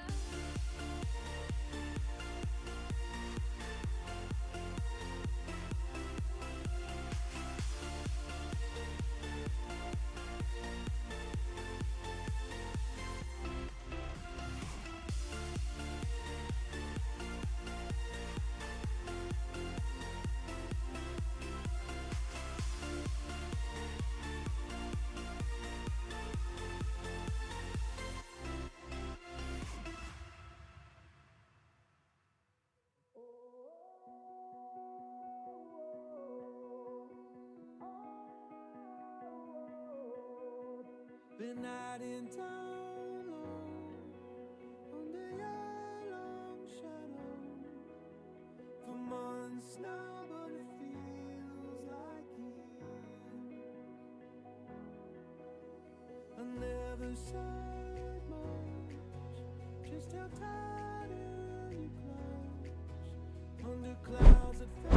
And we're back, third match of the day, exciting to see.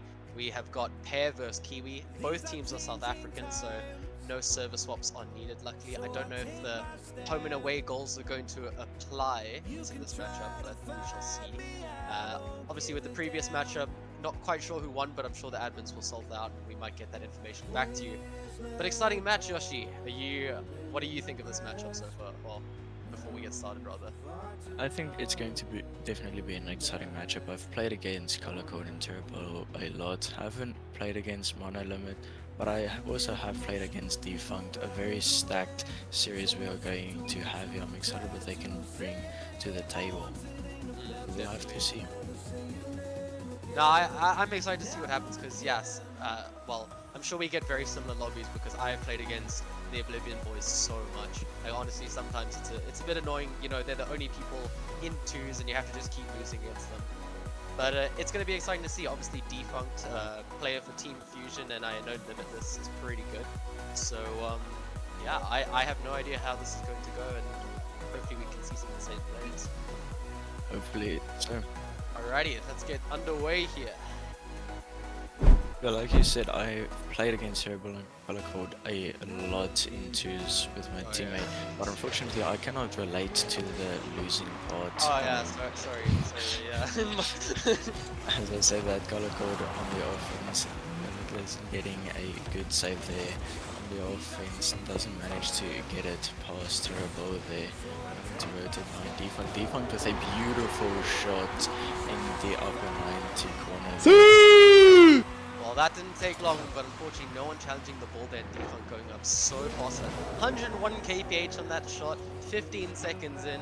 He is playing, well, Defunct is a very fast player as we know, so it'll be interesting to see if Color Cold and Terrible can keep up with Defunct, or if he's just going to be too much for them to handle. But it's still early days in the match. It's definitely doable, but Defunct coming very close there. It's looking like his speed is already getting to the team a bit, as Limitless with a lovely double tap is going to make it 2-0 within the first 28 seconds. I think the biggest problem that the pair side is going to have to deal with right now is just the sheer speed from Defunct and Limitless.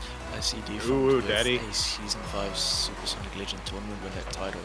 Definitely an intimidation factor in this matchup. But as I said, they're terrible getting the open net, capitalizing on the mistake from Kiwi there. Yeah, a bit of a misread by Defunct is going to leave the net completely open. Limitless, nothing he can do there, expecting his teammate to get the hit. But just like that, we were a bit worried about how the score was looking in that first minute so far. But it's one back for pair, although it did come off a mistake. But I mean, there will probably be a limited amount of mistakes that Defunct will make. But if they're able to capitalize on every single one, I think they'll be fine, as Defunct is going to send that across the net. I mean, me and Panda in the previous years talked about consistency, and the consistency definitely lies in Defunct and Limitless. They're I want to say the better players, but obviously this is a very even matchup. They are just quicker. Limitless almost getting that tight angle double tap. Defunct going to shoot the opening, does get it above Terrible there. Yeah, Kiwi are looking fantastic. I mean, we saw that aerial by Defunct. Limitless took it about, well, in the air, almost got the double tap off, and Defunct with a great finish. They're so fast to follow each other's touches at the moment that it's looking completely overwhelming for the pair. They need to try and get their footing because, I mean, it's only been a minute in this game and we already have 4 goals. The joys of twos, just the absolute goal fest. But it's very, I think there's still a chance for pair. But like you said, it'll be who's most consistent, as Defunct is going to redirect this. But Color Cold gets there just in time. Defunct almost getting a very tight angle, a redirect there. Probably going to pass it out mid for Limitless, doesn't manage to get it. Yeah, I think Terrible and Color Code, they definitely have to step it up, in not only in terms of their shots but also their speed. As you see Defunct taking advantage again, placing it top and bends on the net.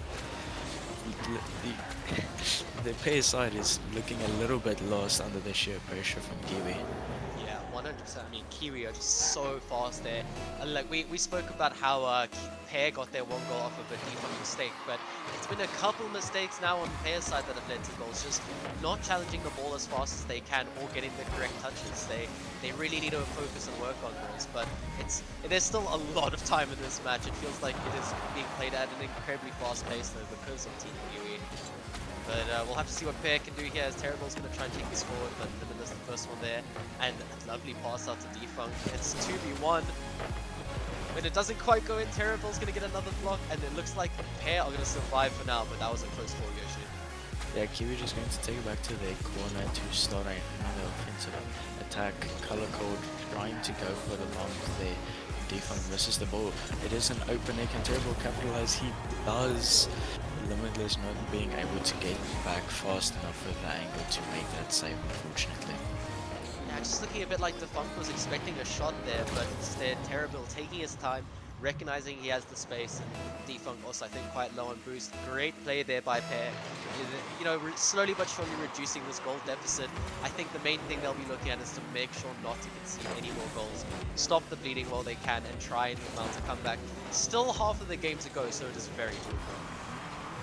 Indeed, I mean, as we say that Defunct and Limitless still on the offense, I would like to say that they have majority of this game been on the offense, and when they have been on defense, they've managed their boost so well, managed to not double commit, and managed to play around each other well enough to start an offensive attack very quickly. Terrible getting a high pop there, doesn't manage to slip it in the net though. I was gonna. What do you think of this so far, Yoshi? It's looking more to me like Team Kiwi has a lot more synergy and are finding each other way more often. Like we see these passes and these redirect attempts, people lurking forward. But then from Pair side, it seems like two players that sort of want to play together, but are mainly going for their solo plays and attempts, and hoping the other goes off the next play. It's like I don't know, challenge or pass. So it would just be nice to see, you know, maybe a couple more link-up plays between Pair. Try and, you know, be more unpredictable with them, because at the moment, like you said, Kiwi just have all the offensive pressure. Yeah, Kiwi taking advantage of their chemistry, being able to pass the ball to each other, knowing that they can get to the ball quicker. Defunct trying to go from there. Limitless not being able to get the double, and Defunct once again just faster to the ball, doesn't rotate back to get boost because he has trust in his teammate to get back anyway, even if he did miss it. Color Code not being able to get to the ball there. Yeah, no, that sort of felt like a bit of deja vu, because I think we saw a shot like that not too long ago for about their third goal, where it's Defunct leaving it for Limitless, Limitless threatening the double tap, and Defunct being there for the follow-up shot, but Limitless doesn't get it. And Pair just not able to deal with that for now.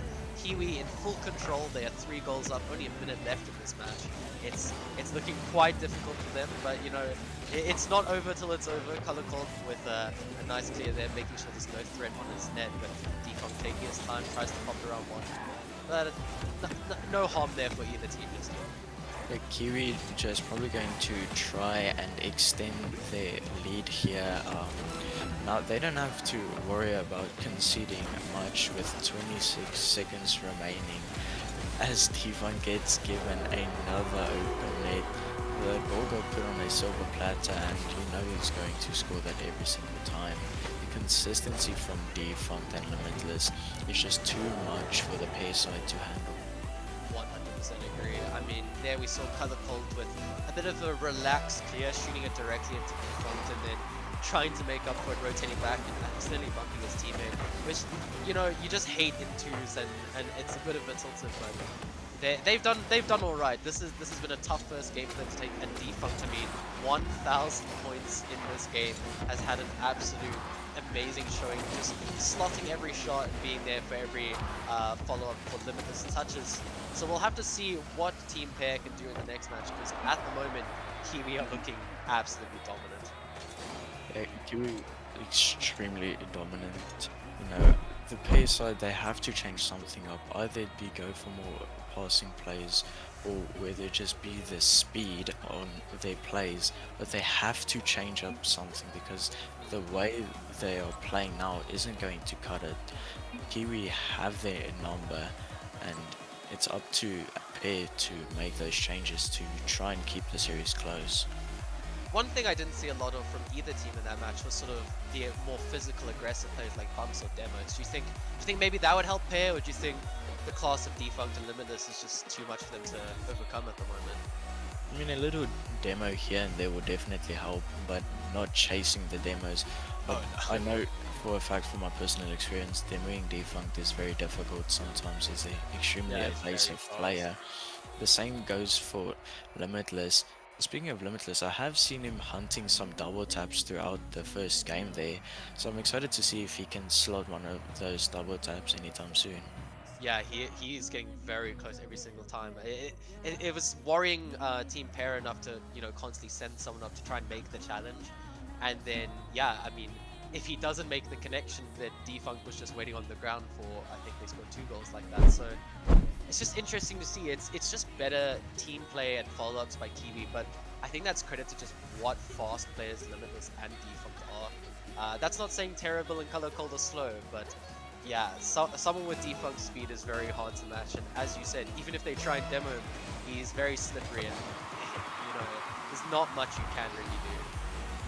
Yeah, Defunct going for the ground to air dribble, almost getting it over both of them. See, there we have Limitless for the follow-up. Even if he misses, Defunct is on the ball already. The recoveries from the Kiwi side is so much quicker than Pair, and Defunct with another open net there, Colorful not being able to get back. Color Cold just not really expecting Defunct to take a shot so fast. Bit of an awkward aerial though. It looked like he didn't really have much speed when he went up for that, so his boost had to do all the work then. Unfortunately, not enough boost to get in the way. 1 goal within the first minute again, but I think the first one was 15 seconds, so there is slight improvement there. But yeah, once again, we're just seeing Kiwi being so fast, and we did mention it a couple times, but the mechanics of this play from Kiwi are looking like that word you and Panda used a lot, consistent. They're looking very consistent with every play they go for. Everything looks threatening. As I said, that Defunct's going to overcommit here, and there's no one back. Terrible going to get the first goal from Pair, and now there's a chance. Yeah, I mean, it's even small mistakes like that can cost them a goal, but I'm sure the Kiwi side isn't really worried all too much because they know what they are capable of, they know what they can do with the ball, and I'm not sure if I could say the same for Pair. If I was Pair in this moment, I would just try to play as quickly as possible and try to enforce some plays, because the more time you give the Kiwi side, the more goals are going to go into your net. Yeah, and another thing is, with twos, obviously there's a lot more space in the pitch due to one less player from both teams. But at the moment, it's just like the utilization of space. Like we see Defunct constantly closing down the ball and closing down the players, but we don't see that enough from Pair. It's all.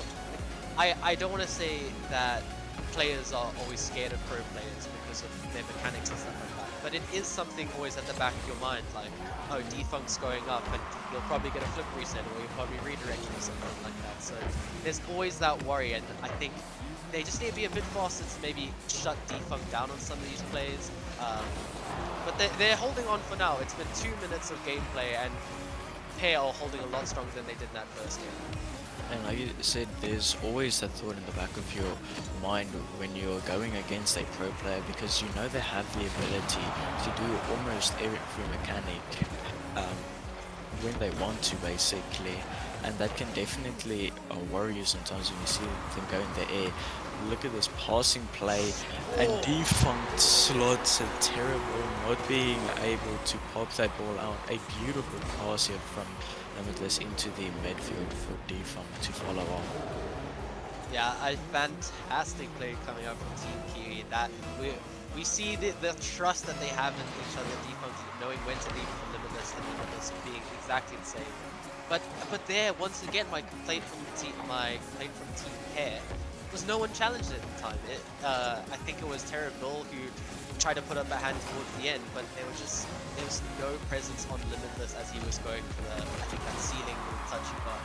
So I don't know if that was boost or what, but they really need to try and shut these plays down faster, because like you said earlier, this Kiwi is not a team that can get in any space.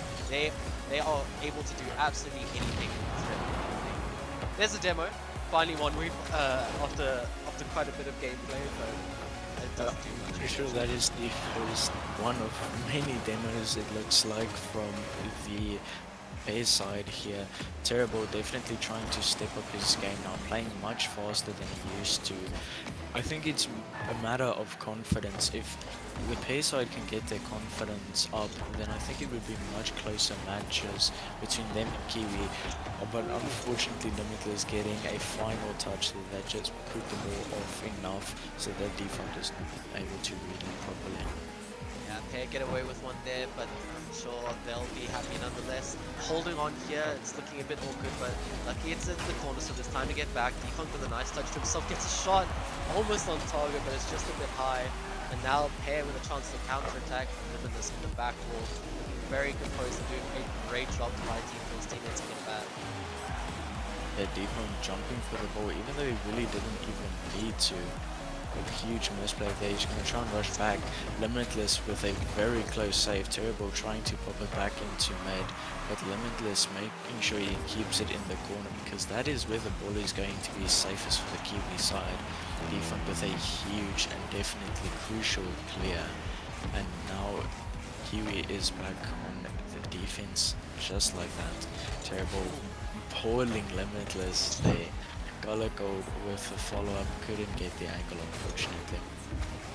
And that was a nice play there. Unfortunately, just no end product. Terrible though, like you said, it does feel like he stepped up a bit this game, trying to play faster, being more disruptive with bumps and threatening bumps, as well as just all his plays at the moment. They're trying to get a bit more tricky with it, not give these players the respect they want and need, but. Nice pass out by Limitless, Defunct's down the pitch, he's gonna get a touch, but there we go, a good challenge by Terrible. Nice and fast up to that, and he is really saving Team Pair in this game. Yeah, Terrible trying his absolute hardest to keep this game as close as possible, going to get it underneath Defunct. Can Color Code get up to the ball? If he aerials now, one is going to go from the wall, and this should regain Defunct. Probably going to try and get another. He doesn't. He drops it down, and that looks like a sweep. So that will be a GG. Team Kiwi just being insane. I mean, Defunct with 10 shots in that game. Despite the 6 saves from Team Pair, they just couldn't keep them out for long enough. Kiwi looked so fast, so mechanical, and I mean, in terms of how they played as a team, it looked so, I don't know, like well practiced compared to like that first game. But good showing by Pair. It was a competitive game, but unfortunately it does end in a 2-0. It did. Alrighty, And so we're we'll be going heading to go on break. a break now, and we will be back with our next matchup, which seems to be Pineapple versus Cherry.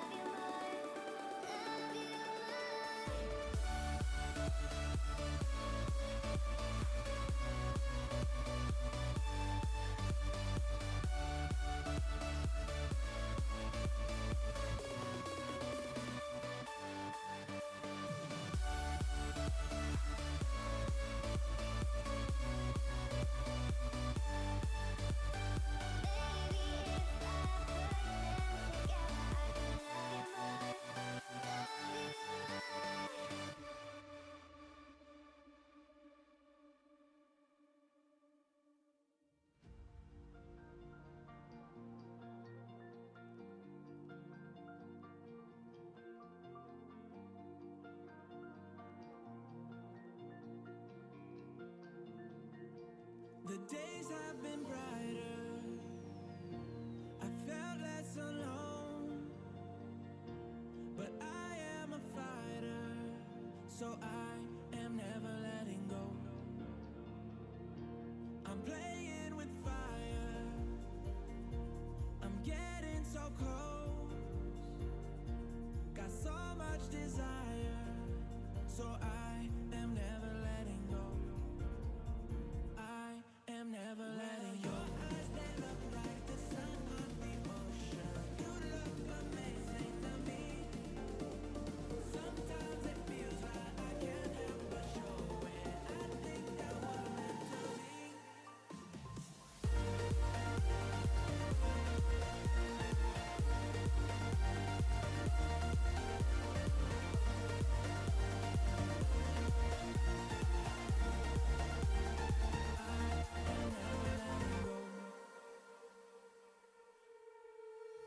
Everywhere I look and everywhere I go, I find you. Everywhere I run and everywhere I hide, I find you. I can't escape, can't escape, can't escape your love. It's following me. I'm afraid that I won't move on if you never leave. I'm playing with fire. I'm getting so close. Got so much desire, so I am never letting go. I am never letting go. Your eyes, they look like the sun on the ocean. You look amazing to me. Sometimes it feels like I can't help but show it. I think that we're meant to be.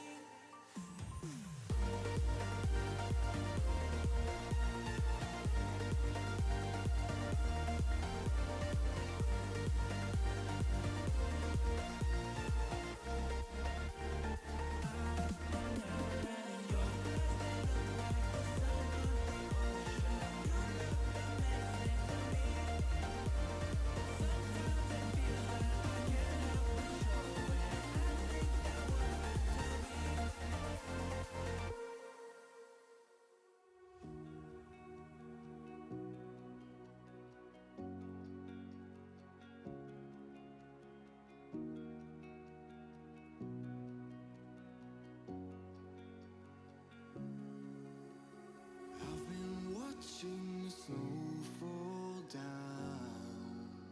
Oh, candles behind some windows, they couldn't warm me at all. And as I walk through these empty streets of cobblestone, oh, I still wish you were here, though I'm all alone. And I can see clearly through this storm, but I always have this feeling that you're there and I'm not lost. Couldn't leave me here in pieces, 'cause baby, if there was no tomorrow, today I'd still be holding on. 'Cause I believe that on the other side of the storm, I can still find you, my love.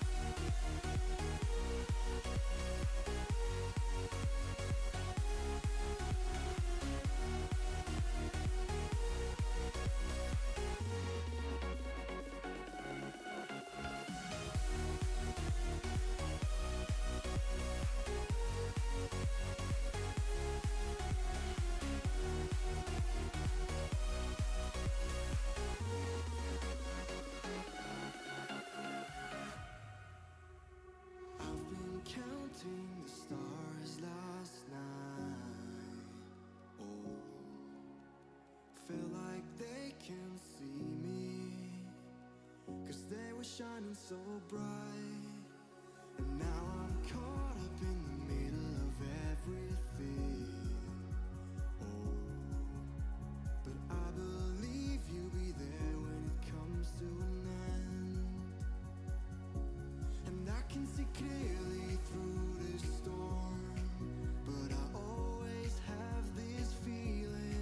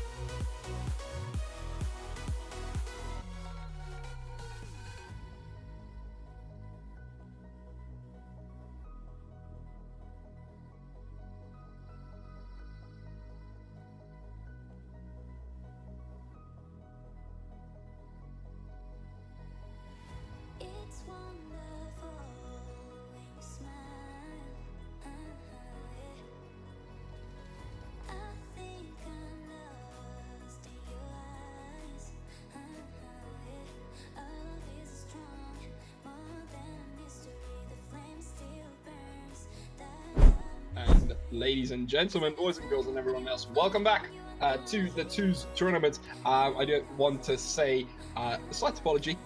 Some of you might have seen me engulfing a piece of silverstone earlier, and I want to apologize for that. Mac, you cannot laugh at that. I'm Mac, sorry, you cannot laugh at that. Anyways, folks, we're back and we're having some fruit play. Which I think are underrated. We're having pear and apricot play, and as I say that, we are going to get into the game here. Mac, last game, I wouldn't say, it was quite a lead. Are we expecting a closer game this game, do you think? I think so. I think Pear, it was a difficult matchup they had in the last one. Obviously, Defunct and Limitless, and didn't they just look fantastic? I mean, especially Defunct, pro player for Fusion. But I think they're a great team, and it's going to be interesting to see what they can do against Apricot. I also think Apricot are pretty solid, so I would like to say this isn't going to be as one-sided as the last time Pear came out, but we'll have to see as we are getting into it now. Some early offensive pressure from Team Apricot, but Pear with a good clear downfield. Terrible's going to chase this, unfortunately not getting the touch.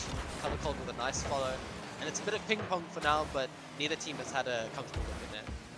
Exactly, and every team has had a comfortable lead as of yet. I mean, with these higher lobbies, Mac, it does tend to be a thing of, because the better players are getting through, the games do get a lot closer, don't they? And sorry, Color Cold, I didn't even see that coming. Color Cold passes to himself there, a bit weird, and puts it over Smile. A goal from him. Color Cold getting the first goal. As I was saying, Mac, the game should theoretically get close, shouldn't they? Yeah, definitely. I think. Well, I'm not quite sure at the moment. It's looking fairly even, and I'm liking what I'm seeing from both teams right off the gate. Obviously, that last match with Pear specifically, Terrible was. I think in that second game, he definitely sort of found what he wanted to do for the team a lot better, going for bumps, going for demos. And I hope to see a lot of that from the start in this game. I did see one bump earlier by him, but it led to a goal. But this is going to go all the way to the pitch. Smile with no boost to get back to it. Color Cold recognizing that he can just shoot this the whole length. That's 2 goals up.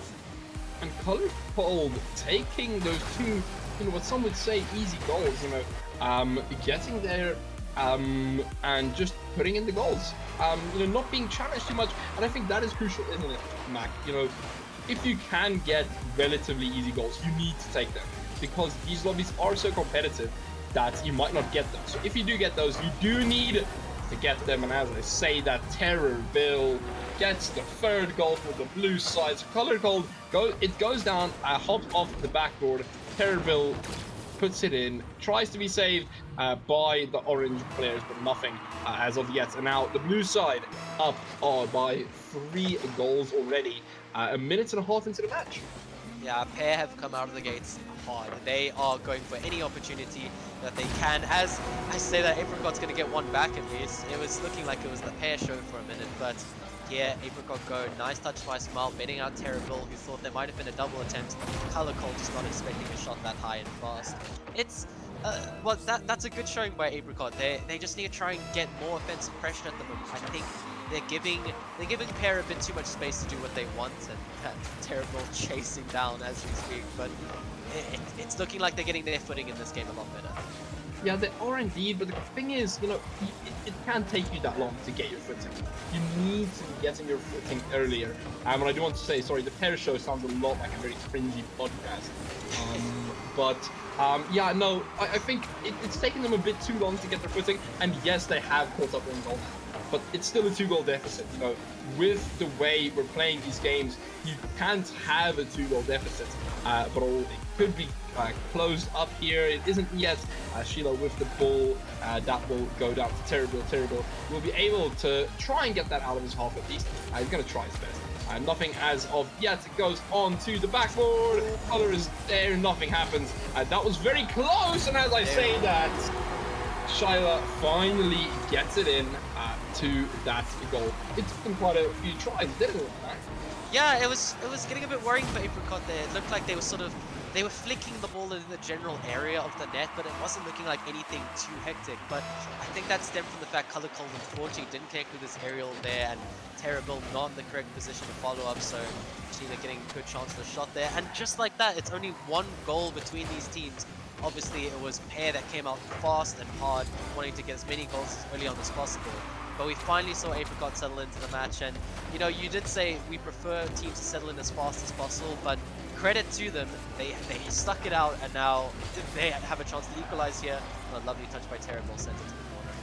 Well, yeah, definitely. But you know, the reason to prefer to have teams warm up quickly as they tie it up. Look at this. Smile ties it up beautifully. Once again, gets passed to him by Shyla. Small and Terrible not being able to do anything. The thing is, usually, Mac, why you prefer a quick warm up is because, you know, then first of all, you don't get that. Second of all, you know, having that warm up means you don't have to get back. In usual games, you don't see a recovery like this. You don't just see a recovery of 3 goals. And I think the fact that we've seen that today should show you how good these players are if they can recover 3 goals within the same time that they lost. Yeah, definitely. But I think that's also credit to the mode we're in. We're in 2v2, the goal fest mode, because sometimes in 2s, it always starts off good, you're vibing with your teammate, you're scoring lots of goals, then all of a sudden, as the match goes on, your opponent just starts getting 1 or 2 goals here and there, and before you know it, you've lost a 4-goal lead, or a 3-goal lead in this context. But it's seeming pretty even, both these teams sitting at around 300 points, and the game has sort of slowed down a bit, both these teams trying to be more calculated. Neither of them want to make that mistake that's going to lead to the 4th goal. Terrible with a good chance there, baits in 2 players. Unfortunately, nothing too serious coming yet. Color Cole with a good shot, but an even better save. That was a beautiful shot. That it was quick, it was responsive, it was just in every single way beautiful. Color Code shows that, as I told Yoshi, shoots enough times, the ball will eventually go into the net. A beautiful goal there, finally, from Color Cold, and that puts the blue team of the pairs back in the lead, and I think they'll be happy about that. Oh, definitely. And correct me if I'm wrong, but I'm pretty sure Terrible has gone for 2 demos this game, and they've scored 2 goals out of it. So, little thing I've noticed there, maybe his demoing is causing Team Apricot some issues whenever Pair needs a goal. But it seems like Pair are trying to pile on the pressure here. Unfortunately, nothing really too hectic going towards the net, and it's just going to be banged down the other side. Terrible with a nice catch in some space. Let's see what he does here. Let's try and bait in a player. Not the greatest touch. Color Cold's going to keep it forward for the team. Chila with a nice shot. Unfortunately, it wide, but Color Cold was there nonetheless. I don't know. It's feeling like we need one last push from Apricot, but Pair are looking reasonably comfortable for the time being with that ball from Pair are looking reasonably comfortable, and it shows that, you know, Pair, even if the Apricot side got back, Pair are still incredibly confident in their ability. You know, they're confident in not only what they can do, but what they will do. And I think, you know, you need that confidence going into a game like this, you know, where it is a lot of goals. I think you need that confidence to know what you're going to do. 4-3 is the lead for the Pair side, and it's going to drop now. Question is, can they get another one? They tried, but it won't matter, because end of the day, Pair still win that game by 1 goal, and that is a good start. That is a very good start, Mac. Yeah, no, well done to Pair. Obviously, last match was a bit of a tough one for them to take, but they also kept that reasonably competitive. This game, they absolutely stormed the gates, and they had such a fast early lead, getting goals, and I was beginning to get a bit worried that this might have been a blowout. But credit to Apricot, they stayed in the game, they worked on what they needed to do, followed up each other's plays a lot better than at the start of the game. But I mean, credit to Terrible. I can remember 3 demos from that match now, but I do remember 2 ending in a goal, so credit to him for the physical plays coming out. I did see that in the last series as well, so it's good to see from him, despite Color Cold getting a nice hat-trick for himself. Yeah, exactly. Hat-trick, I do have to say though, Mac, you know, having that hat-trick, I mean, surely that must give Color Cold a bit of confidence, you know, to say, oh, yeah, I have a hat-trick. You know, going into the next game, he knows what he has to do. He knows he can do it. So their logic will probably be, if they can just keep the lead in the next game, they'll be fine. Then they're through to the next round. They don't need to worry. They don't need stress. You know, it'll all be over if they can just keep as consistent as they were in the previous game. Yeah, and that's kind of like the double-edged sword of this style of format of having 2 games. It's not if you're on the losing side of it, you have no time to really show off what you can do, and a lot of these teams might be frustrated with, you know, not coming out of the gates as fast as they would have liked, or being overwhelmed by some of these teams, because 2 games is it's such a, like, some Rocket League matches can feel like they drag on forever, and obviously there's always the looming threat of overtime. But you have 10 minutes to try and prove you're the better team, which can be very difficult. But you know, credit to Pair, they've taken the first game. Got a with a bit of a whiff there, but they're still looking fine. This game, we're hoping for a response from Apricot. Maybe they can come up with some early pressure, as that shot unfortunately goes a bit wide, but a good chance. And early pressure, and crucially, look at this. You can see Apricot now warm, not letting the ball go through, and it might look the other way. Apricot gets the first goal, put them in the lead, and Pair now looking like they needed some extra warm-up. Yeah, no, beautiful start there. From the Apricot side, and Pair will be wanting to get back as soon as possible, won't they? Oh, definitely, yeah. Pair like to come out of the gates pretty fast, and they, you know, that might shake it up a bit. You know, a team that comes out here and scores within 30 seconds is always, you know, if you're the team on the receiving end of that, it's never a nice feeling. But I'm sure the majority of teams will just realize there's still plenty of time in this game, as here come Pair with a decent shot. Nice demo coming out there as well. So I don't think there's much for either team to be worried about. Still early stages of the game. Is Terrible is going to get a dunk that goes a bit wide. I'd like to see what Apricot can do with this lead, because obviously they had a huge comeback to make in that previous game, and unfortunately it felt like they ran out of a bit of steam towards when Pair got that fourth goal. Exactly. I mean, you know, Steam, ironically enough, sorry, I'm even going to finish my sentence. A beautiful goal there from Terrible. Terrible going off the ceiling, tries a musty, well, fakes it at least, and Smile jumps, can't get there. Terrible plays it over both, and a beautiful goal. And Steam, you know, that momentum you carry with and throughout the game, Mac, it's crucial, isn't it? It is absolutely crucial. And, you know, it's good to see the Apricot side were able to recover and, you know, get their momentum right this game. But it looks like the Pair side right back into this. It looks like they have unlocked something.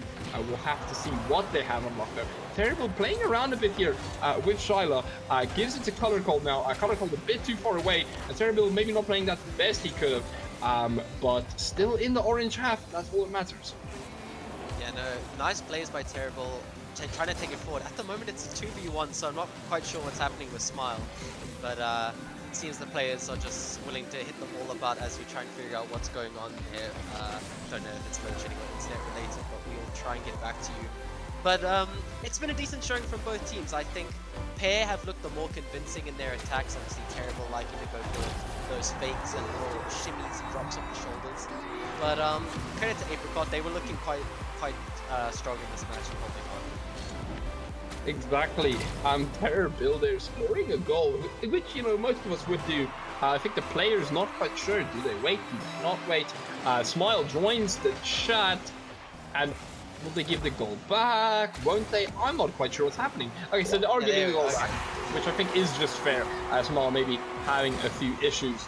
And our production meister today saying continue as is. Thank you once again to Mr. Dutch for being such a production whiz, like he always is. But here we go, folks. The second half of the game is underway now. We are finally back up and running, and I'll tell you what, this is going to be very interesting, Mac. Which team is going to take the lead now? Yeah, it's, you know, it's suddenly just like that. Everything in this series so far is going to lead up to this final half of the game. 2 minutes 30 seconds, and it's completely even between these two teams. It did feel like they were pretty even from the get-go, but it was Pair in the first game, and now it's looking like Apricot in this game. A lovely play by Smile. He's back, and he's got his hat trick. That DC can't stop him. And I mean, to be fair, you have to admit, I think he is smiling now. I think Smile is definitely smiling because he was able to get that goal and show his teammates that, hey, I'm back, I'm actually doing something on field. And I think that is something, you know, a bit of reassurance every teammate wants, but that is the reassurance the blue team want. A goal on kickoff. Look at this, Smile actually not getting the best kickoff if he goes wrong. And the second man, so crucial. We talked about this earlier. That second man, Mac, making all the difference. Yeah, it is a twos classic. You go for the kickoff and it just goes slightly back to the cheating player, and it's a free shot on net. Both teams unfortunately sending their second man forward to cheat there, so it's whoever's first to the ball, first come, first serve, get your shot away. And just like that, it's still even in this match. Apricot have been doing very well, but it's been instant replies from Pear every single time. They do not like going a goal down, but it's interesting to see what Apricot can do now, but that's looking like it's going to go in. A long shot from Color Cold after an awkward 50. Apricot there, just a bit unlucky, but Pear look like they really want this one. They do indeed, and that's crucial for Pear, because if they can just keep the lead, they'll win the series. So maybe a bit of desperation coming in for Apricot now. But I mean, that is crucial again, Mac. Showing why two duos, let's say duos, is so different because you don't have that third man to rely on. You don't have someone to be back, and overcommit like that has killed their momentum. And we'll have to see if Apricot can get back a goal here. I'll tell you what, they're trying their best and they're definitely staying in the blue hole. A terrible challenge, and he'll get it in. And now that it's in the orange hole, you can only think this could be dangerous. Color Gold goes for a shot, very close, not in just yet. And I think it is indeed dangerous. Yeah, another demo there by Terrible, just completely opening the defense up and exposing them, but Apricot able to hold on. It's just looking like the final stretch of the game. Pear just lock it down and try and overwhelm them with as much offense as possible. Terrible's going to fake out one there. He's around and he's going to get the flick as well. What a great solo play by Terrible there, taking on both players from Apricot, maybe expecting the initial shot, faking one out, and a lovely pop over the other. That's going to feel quite tough, and that could just be the dagger. It could indeed. 2-goal lead now, and a lot for the Apricot side to do, and a lot less for the Pear side to do. But I'll tell you what, they definitely won't stop pushing. Small pushes it downfield. Shiloh will catch that, drops it down. Can anything happen? No, it can. Terrible. He has been performing at an extremely high level, and he isn't going to stop that now. I'll tell you that much. Color Cold pinches it. That will give it to Terrible. Terrible will now have the ball. He decides to go with it. He decides to run with it. It's so very, very close to in, and it's definitely getting there. Yeah, 30 seconds left for Apricot. They really need to make their final stretch here, but it's looked like we said in that first game, Pear just looking comfortable. Even when they're down goals, it didn't last for long, but Color Cold, unfortunately, a whiff there is going to keep Apricot in this game. Smile with his 4th goal of this match, trying to hold it on for his team, and it's very doable. 16 seconds, they've got a kickoff coming now, and we've seen what happens with kickoffs and twos, so fingers crossed for Apricot. Can they get this to an overtime? Indeed, fingers crossed. Folks, just quickly, Maxpresso, if you do disconnect, we do understand. It is load shedding. Thank you so much for being here today. 7 seconds. Can the Apricot side mount an attack? It isn't in the right half at the moment for that to happen. 1 second remaining. If the ball drops now, the Pear side would have done it. It goes against the wall. It goes flat, and the Pear side take the round. And we now go on to round 5. Mac, very quickly before we go to a break, just your very quick thoughts.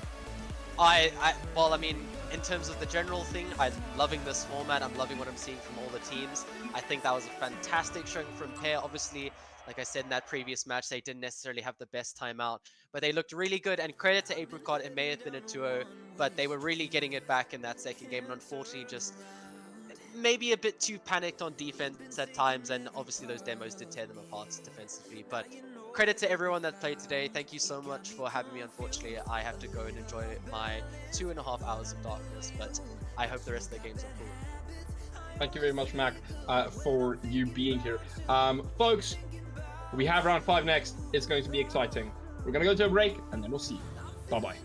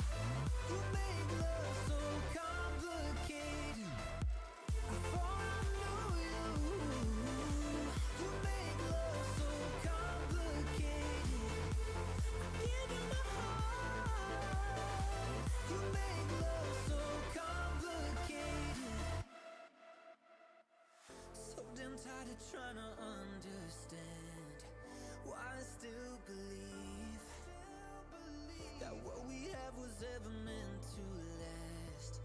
Guess you made a fool of me. You got me confused, a little off balance. Thought I knew you, but you got bad habits. I only see blue when I'm thinking about you, thinking about you. I'm feeling anxious and slowly breaking. Give you my heart, but you keep my waiting. Searching for answers, no explanation. You make love so complicated. I'm feeling anxious and slowly breaking. Give you my heart, but you keep my waiting.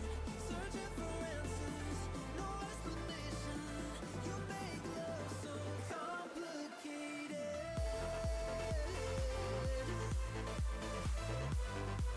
I'm slowly breaking. You make love so complicated. I'm only seeing blue. You make love so complicated. Why do I still believe? You make love so complicated.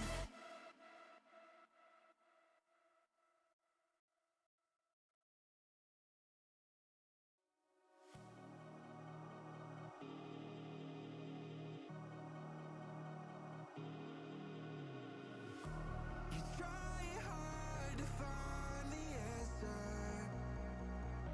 when no one knows how it feels between disasters.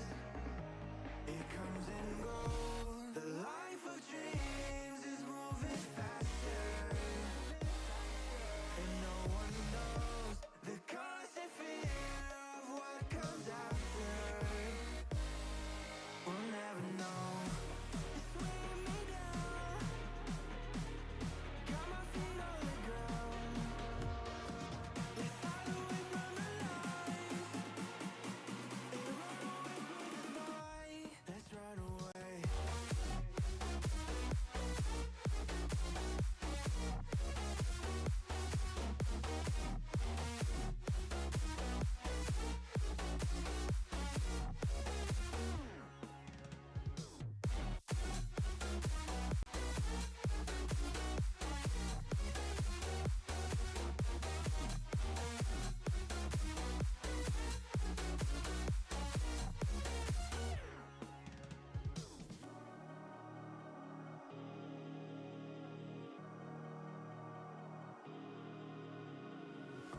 We're falling hard to find the answer. With this life we live, be all that matters.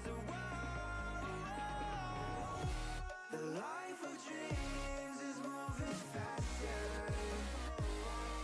and no one knows the constant fear of what comes after. And we'll never know. It's weighing me down. Got my feet on the ground. Let's hide away from the lights and run away through the night. Let's run away.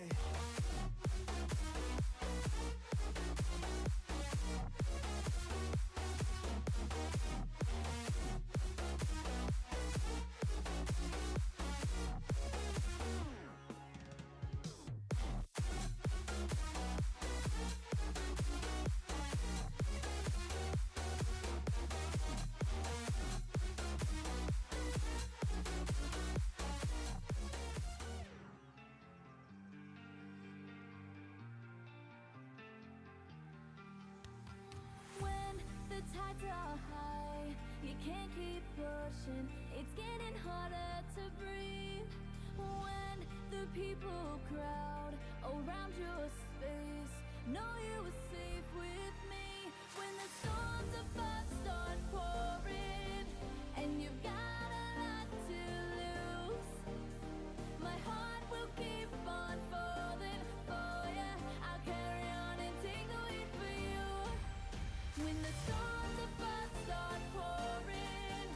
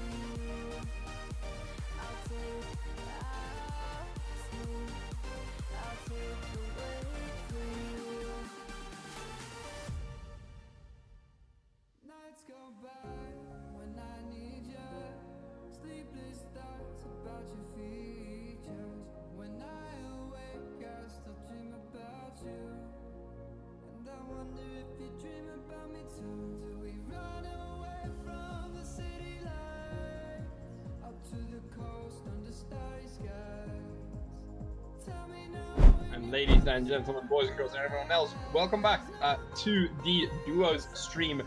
We are back here, and I'm back with my good friend Yoshi. And Yoshi, our next matchup, Banana versus Lemon. It's going to be a fun matchup since we have a lot of big players, a lot of small players. I think it's going to be a good one. This. Yeah, definitely. I've played against Lonus many times before. He's definitely a really good player. I don't know much about the rest though, so we're going to have to see how things go in this matchup. And exactly. Yeah, it's going to be fun to watch. Folks, we are having some technical difficulties, so we could still wait a few more minutes before the lobby goes up. Josh, were you watching the previous matchup for Injured Slate? I was watching the previous matchup indeed. I am very glad. Because I want to talk about, in that previous matchup, I want to talk about momentum. Momentum, it's such a big thing to start the games, start the games good, because we've seen from team to team, when you start a game good, you probably end it good. So how crucial do you think these teams are being about having momentum in that first sector of the game? I mean, to get the momentum, you first need to get the confidence, and to get the confidence, you can get very confident from just one goal, and that is what all these teams are going to strive to be able to do, is get the first goal to get their confidence up, which in turn will lead to them having more momentum into the second matchup or whichever way it does go. And yeah, confidence, I think a big thing. Confidence and momentum go hand in hand. No, but confidence, it's going to be a big thing of starting out this game. Who will have the confidence? I do want to talk about real quick. I do want to bring this up. So these teams, as far as I am concerned, I could be incorrect, Josh, but both of them looks like, I think the one Banana should be French and the other one should be Reunion. Do you think we'll only be playing on EU servers today? And if so, how do you think that's going to be impacting that ping, that crucial ping that we've been talking about so much? I'm not really sure, but I think we are going to be playing only on EU. Of course, we will have to see what the ping looks like for both teams. But yeah, we'll go from there. Hopefully we get as low ping as possible to make it as fair as possible, obviously, but that's not in our control. So we're going to have to see if the server is going to be nice. Josh, I do apologize. I'm getting a very important voice call. I'm going to be right back. I'm going to ask you to continue. Okay, it seems like I'm solo commentating this one for a minute, as we are still waiting for, and it does seem like they are joining in. And we are getting game number 1 underway. We've got Jean Cube for real with Lonus, and we've got Hexlix with Biju Scream.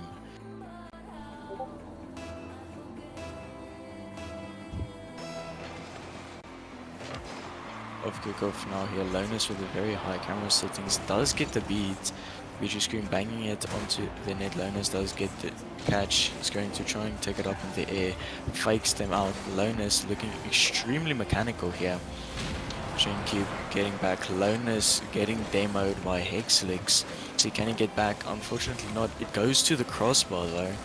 Cube now has an open net and it should be in. Hexlix with the incredible save there off the post. You see Lonus couldn't get that slot quite yet. Cube getting a critical miss on the ball. Lonus trying to beat out Hexlix. Hexlix was just a little bit too fast though. Cube almost getting it in the net, but Scream once again manages to save it. Lonus with a very fast aerial passes it right to Hexlix again, as we can see as he pushes back. And George, a very quick start to this game, isn't it? The gameplay in this game going extremely fast. I would even say, at a pace much higher than our previous game. And it's quite exciting to see, these teams playing at that 110%, really giving it their all on every commit, on every pass. And as we see there, Jean Cube scoring the goal, but that was a thing Hexy putting the ball in on behalf of unfortunately. An unlucky own goal there from Scream. I mean, Junkube did place it very well, and Scream couldn't get around the ball, so he opted to go through the middle. Unfortunately, did lead to the own goal. Junkube banging it up to the wall. Lone is trying to beat out Scream, but Scream a little bit too fast. Junkube slots it again, and he does actually make it so into the net. I wonder what went wrong here, Panda. Yeah, I'm not quite sure. I mean, first of all, Biju Scream, not really in the correct position. And it looks like the blue team kind of having a bit of miscommunication. Helsky not being able to get the ball where he wanted it to be. So just all around, I would say, just looks like bad communication from the blue side. And just the orange being extremely consistent. And as we say that, that is a goal for that blue banana side. And that's as crucial as it is. An absolute screamer of a shot there from Biju Scream, 135 kph in the goal. I mean, that was a brilliantly played shot. It could have been saved, but unfortunately the orange side could not get back. Biju taking it to the corner, staying close to the ball, trying to get a bump on Lonas, but Lonas was a little bit too evasive for him. Junkube, Exactly. a critical miss on the ball. Can Scream place it again? He does. Top left, a beautiful shot there from Scream once again. And Scream, I think, as you said, having a screamer on the second shot. No, but honestly, in all seriousness, yeah, I mean, we saw 2 early goals from the orange side, but the banana side now coming back, and it really shows, doesn't it? It does really show. EU servers, just for interest sake, I would like to say the banana team actually have better ping, so I think we might have gotten that ping differential wrong, Mr. Josh. But could that be contributing to the orange side suddenly struggling? We wouldn't know. But as we continue, a very even game here, a bit of a ping-pong game so far. Jean on that ball. Scream is there to challenge him. Like it was the lowest, and lowest will be challenged by Scream again. So Scream just consistently challenging here, Josh. You look at the Scream on the ball again. The Scream not using much boost, kind of just staying there, staying challenging. He is extremely consistent, and as we say that, Hexlix gets the goal, and that was because of a brilliant demo, I believe, from Scream. Yeah, Scream getting that very crucial demo there, and just by Scream being on the ball the entire time, he forces to make Lemon make unfortunate plays, making them stress. But of course, if you have that ping differential, Lemon with very high ping, it's incredibly difficult to read what is going on, especially when the ball is moving quickly around you. Scream with another beautiful demo, but Hexley cannot place it on net. And it does really look like these demos are a bit of the bane of the existence of both teams. You know, every single demo that comes through, it just looks like it's causing a goal, it's causing good pass play. You know, it's causing something that does a lot of damage. And that truly shows, doesn't it, the true extent of how a demo can affect a game. And as we say that, Hexlix almost gets an amazing shot that just doesn't quite get the angle. Junkube with the ball, he's going to try and get it past. He doesn't have any boost over, and Scream blocks it immediately. Lemon going to try and get onto the offense here. Unfortunately, can't. Scream now on the ball.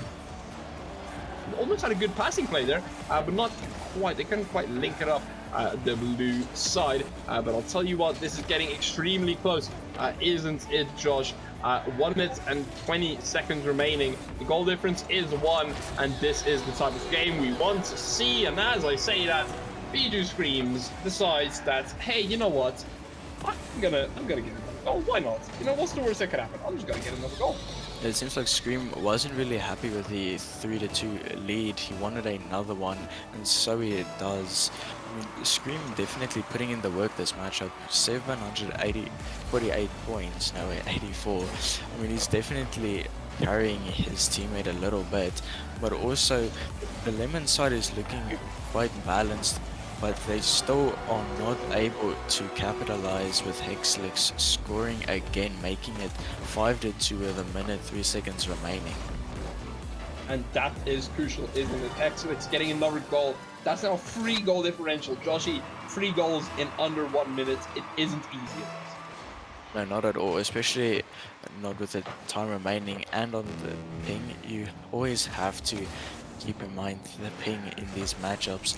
But I mean, yeah, against a really well-rounded team like the Banana side here, it is difficult to come back from such a goal disadvantage. 45 seconds remaining. It doesn't look like Lemon is getting any closer to being able to get their third goal in game number 1. It might look like Banana is going to end the series off with a 5-2 win. And Lemon might have a bit of controlling in the fact that their next game will be on FSA servers. But the question is, Josh, is that enough to triumph a 3-goal lead that Banana will have? Can Lemon get back from all the way back there? I guess it's just for us. It's just a matter. It's just to see what happens.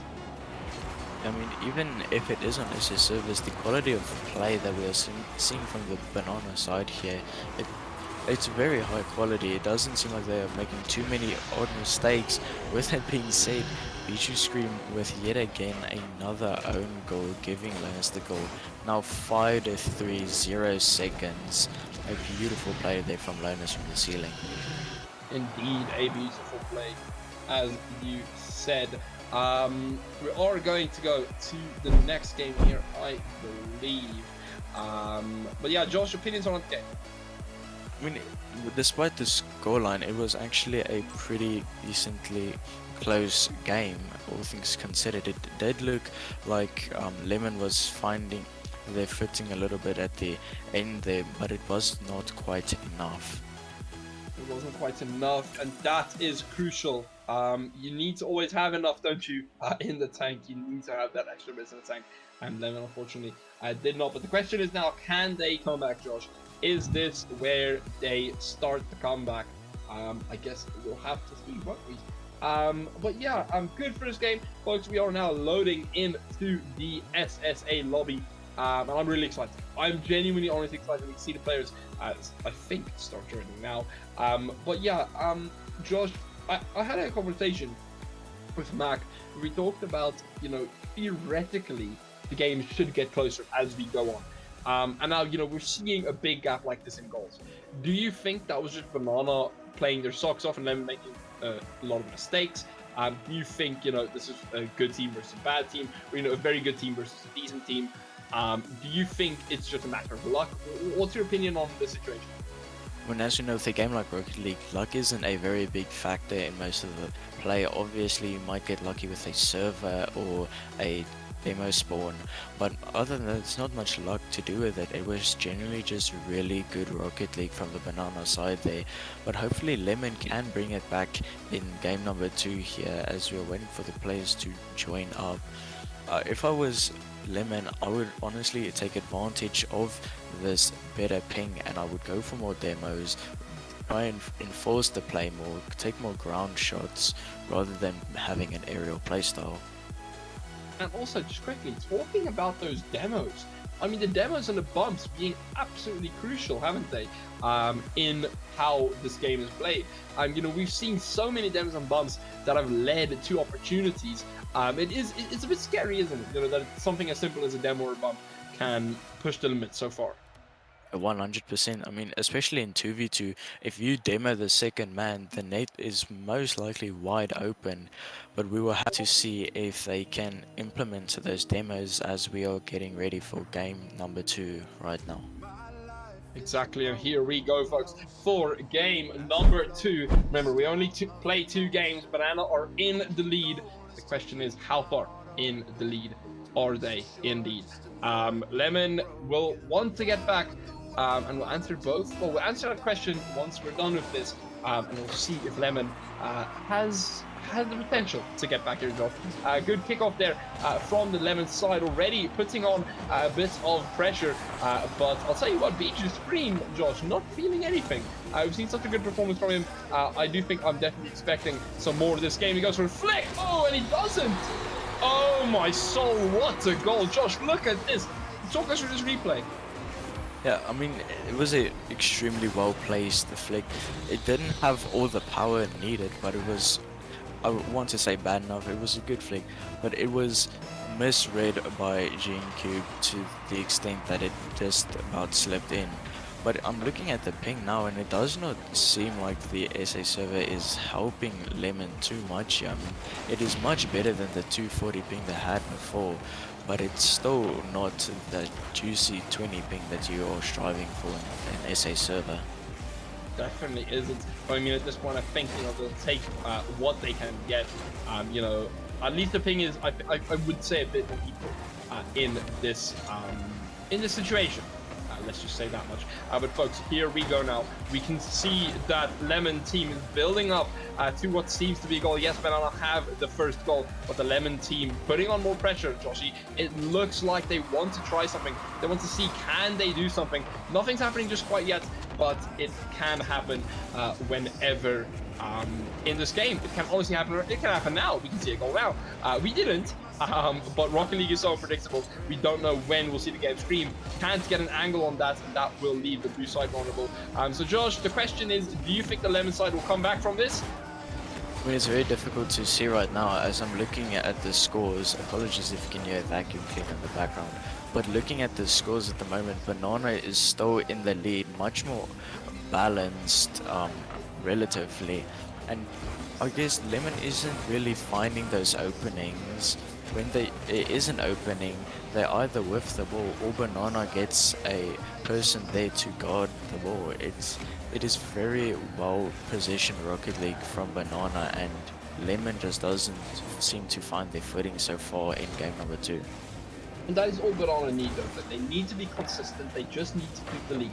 That's all. And even if they do concede, if they concede by 1 goal or 2, 1 goal, they'll still be fine. So Banana, maybe just aiming to keep this as consistent as possible. Although I'll tell you what, Scream is going for another goal. He wants to get that goal margin up as far as possible. Hexlix here, not able to do anything. Biju's game challenges again. You see many challenges from him. Hexlix punts it downfield, and that was close, yet so far, wasn't it, Josh?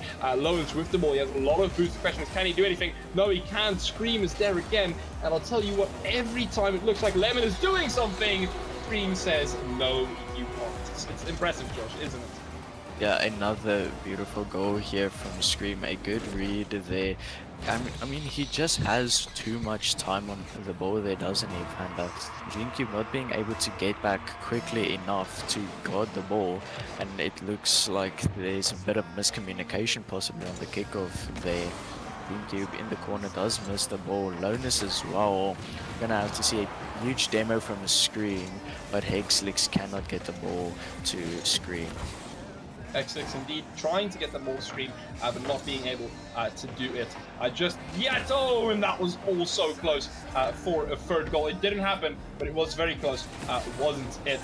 And I'll tell you what, this is absolutely amazing now. This game is, it's turning, all I'm saying is, Josh, this game is turning quite exciting. Sorry, I had to find my words there. Lowens a beautiful set. Hexix getting, trying to go for the shot. Hexix not being able to do anything. And Lemon side trying to come back. Josh, this game has picked up a bit of pace quite rapidly, hasn't it?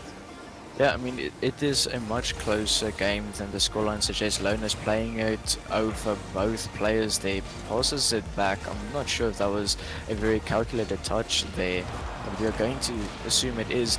The demo trade from Hexlix and Lonus. Unfortunately, Biju Scream not able to get the double tap. And trying it, but didn't get it so far. And now the Lemon side, they're so close. There's a minute remaining, but I don't think, Josh, I could be wrong, but I don't think they'll be able to make up this goal margin. They've played their hearts out, but it is all too close. Unfortunately, a goal will go in there. Lowens will score that goal, but unfortunately, maybe not quite the goal that they were hoping for earlier in the game. Yeah, I mean, there's still 44 seconds remaining. Anything can happen. They do have the ping advantage. They just need to capitalize. Now, make good touches on the ball. Be consistent. Be faster than Scream and Hexlix. And as long as they can get just one more goal, they can possibly take it to overtime. But as of right now, it does not seem like they have this series on hand. Lonus jumping around. Looks like he's kind of given up. GameCube still looking like he wants to participate. Loners with a dribble through the midfield, going to get it past, takes looks almost, takes the corner, but he cannot convert, and it's an offense for the Banana side once more. And I know I hate to end games early. The Lemon side, they tried so hard, but unfortunately they just didn't quite get it. Banana win the second game, and Josh, that will take Banana through to the next round. I'll tell you what, Lemon, they tried their best and they were extremely close, Josh, right there at the end, but just not quite having the momentum. Yeah, I mean, Banana played extremely well once again. A really good Rocket League. It just didn't seem like Lemon could find their proper footing in game 1 or 2. And Banana, despite their ping disadvantage in game 2, still looked like they were playing as if they were on lower ping. They didn't try to swap their game out too much because they knew that they can play well even on high ping. And so they stuck to what they were good at, and it did pay off in the long run. And that does matter a lot, doesn't, not having to change your playstyle so much. And yeah, what a game there. What a game. That was fantastic from both sides. Josh, are we loading into another game? We are indeed, but I think this is just us waiting for the next series, but I'm pretty sure we're going to take a short break beforehand, and Indeed we we are. will see you when the round 6, I believe, begins. Indeed we are. Sorry, I wanted to do a full transition over to a break, folks. We're going over to a break. See you later. Bye-bye.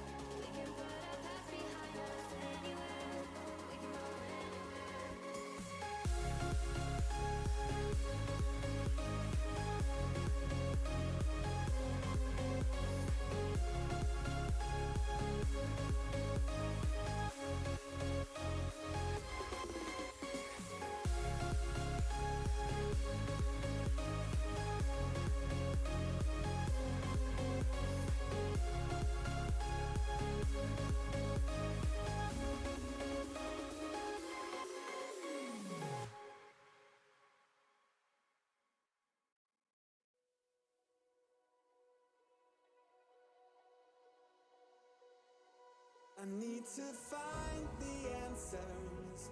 That's why I'm running to you, running to so many questions unanswered. I don't know what I gotta do. Kept away from each other. That's why I'm Hello and welcome back. Jeez, we've had such a long day already and we still have a few matches to go. Yoshi, we've had 5 rounds. We're heading into round number 6. We are in total having 7 rounds of group stages, and then we still have the upper round 1 and the upper quarterfinal from the double elimination bracket. How are you feeling so far? We're heading close to about 4 hours live on air. And I mean, I've had a ball. I've watched a lot of the games and a lot of great representation from both regions, not just South Africa, but also from the Reunion Island guys. And it's been quite interesting to see the difference that ping can make. Yeah, indeed. I've also just wanted to say I've been having a lot of fun commentating alongside Productive Panda, Max Presso, and yourself. But I mean, it is really fun to see how the different regions play, especially EU versus SA. Ooh, daddy. I like to see how the playstyles clash, how people play on different ping, and it's interesting to see how they adapt their playstyles in these matches. Absolutely. I mean, we are at the moment we're just waiting for the players from Grenada and Raspberry to join us. These are both teams that we are not familiar with. They're both Reunion Island teams. However, they have opted to play one game on SA server and then one game on European server. So we'll see how different the ping really is between those two servers, depending on where they stay, of course, in Reunion Island. I would assume the more north you stay, the better you play on Europe, and vice versa for South Africa. So I'm looking forward to seeing what happens here. Like I said, it is round number 6. We have one more round after that, and then we move on to the double elim bracket. Now remember, today we're only playing the upper bracket round 1 and then the quarterfinal, and tomorrow we'll play the rest of the double elim, which would then be, of course, the lower round 1, quarterfinal, semi-final, final, the upper final, and the grand final. So it's going to be a lot more Rocket League again tomorrow. So it is pretty great going so far. Let's see, we have myself and Yoshi. We've got the guys from Reunion Islands that are casting over on their stream. We've got Neku, we've got Joke, we've got Vigal, and we are waiting for one more player. Let's just see what is happening there. It's interesting that they have opted to play one game EU, one game SA. I'm assuming it is, like you said, maybe one team is a bit further north and one a bit further south. But it does seem like the last players in joining wonder how long they are going to be, because we want to get this matchup underway. Yeah, look, when we set up this whole tournament, or at least when the guys in Reunion Island did all the planning, they were planning for about 20 minutes per round for today, and unfortunately for now we are quite behind on their schedule. I just see one player hopping into the lobby trying to start the game, but we don't have everyone in yet. Waiting for all players to be ready. So, alright, so according to Neku, his teammate AK has controller issues. So that's the delay right now. So, I don't know, It's Yoshi, always a technical issue. have you perhaps ever played, I would assume that you're a controller player, am I correct? I am a controller player. I could not with keyboard and mouse. Have you ever tried keyboard and mouse? Because it makes it really funny. I have tried with keyboard and mouse, but the thing is, if I could pull off a basic dribble, that would be my peak. I am terrible. It's not something I ever plan of switching to, nothing I ever plan of having more than 5 hours on. Yeah. No, I actually have the exact same story that I tried playing keyboard and mouse before, and my absolute peak, as you said, was just getting the ball on my car and for it to stay there while I'm driving forward. that is the extent of my abilities on keyboard and mouse. I mean, I don't know how the pro players do it. I mean, there's many Oral Series pros. I'm pretty sure Amphis from OCE plays on keyboard and mouse, and I mean, he's incredibly mechanical. But for me, my brain breaks every time I try to jump and boost. I don't know. It's extremely difficult, and I have so much props for those players. Absolutely. I know a few guys that play keyboard and mouse. I know, for example, Lil Moose, who plays for Oblivion Esports. He plays keyboard and mouse. He is looking to change over now to a... it's not a controller. It's a device that is kind of a combination of controller and keyboard. I'm not even sure what the name is, but he has been playing keyboard and mouse, and he's actually quite mechanical. I mean, he can hit flip resets and ceiling shots and all those kind of things. I don't think he's quite at the level of like we saw earlier with the heli resets or the the psychos or anything like that. But it's interesting. Like if you spend so much time in the game playing on one device, then it becomes easier and easier for you. Of course, you get used to it. And for us controller players, looking at keyboard and mouse players saying they're just built different, they're probably doing the same with us. Yeah, that is definitely true. I mean, it all depends on what you started with. Of course, it's difficult to switch to a different input once you reach about the Champ 2, Champ 3 level. Then you have to throw away all your previously learned muscle memory, and it's very difficult. But I mean, yeah, like you said, it is the same thing because many people come from playing FPS games all their life, and so they're just used to a keyboard and mouse, and it was the most natural thing for them to do. Many people don't have controllers and vice versa. Yeah, I before Rocket League, most of my gaming experience has been on keyboard and mouse, so I'm not uncomfortable with it. But if I try to play Rocket League for you now with a keyboard and mouse, I would absolutely look like a bronze, not even a silver. So interesting. Yeah, I'm in the same boat. I used to play, I think it was Battlefield 2 and the original Far Cry. And I mean, for me, it's keyboard and mouse is for first person shooters and things. I wouldn't think to ever use it on a racing game, or especially a game like Rocket League. And so even for me, I'm comfortable with the keyboard and mouse. But if you have the opportunity to swap to controller as early as possible, then it's a no-brainer in my opinion. Absolutely. So Naku says that AK is still having controller issues. I'm not quite sure what the rules and regulations are in the Biju tournament around, a waiting period. I know in RLCS, for example, you have an 8-minute forfeit timer. As far as I know, there is a 5-minute forfeit timer in this, but at the same time, we are quite, off the schedule. So I'm not exactly sure what the decision is going to be. I guess we'll just have to see and wait from the admins what they say. But I mean, I think by default, if it does reach a period of more than 10 or 15 minutes, I think that should count as an forfeit, in my opinion, but I could be wrong. Right, let's see quickly if we can find out what is happening here. We still have the right people. We've got you and me, we've got the guys on the French stream, Neku, Joke, and Vigol, and now it is only AK that we are waiting for. I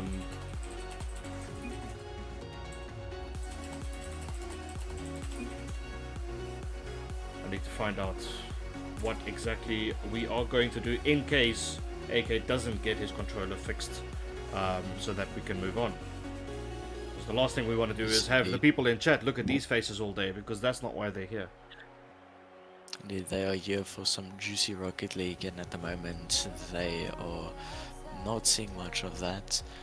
I don't know if they might have a sub or something. I'm not sure how that would work. I don't think that subs were enabled. If I remember correctly, they haven't allowed substitutions. It's the two of you, and if you can't make it, then you forfeit. Now it seems Neko is saying that he guesses it's a forfeit for the rest of the tourney. Controller died completely. So, chat, apologies. We are going to go back to the Be Right Back screen just for a second, just to see if we can find you another game to cast on right now, because the one that we had set up isn't going to happen. Bear with us. We'll be back with you in a few minutes.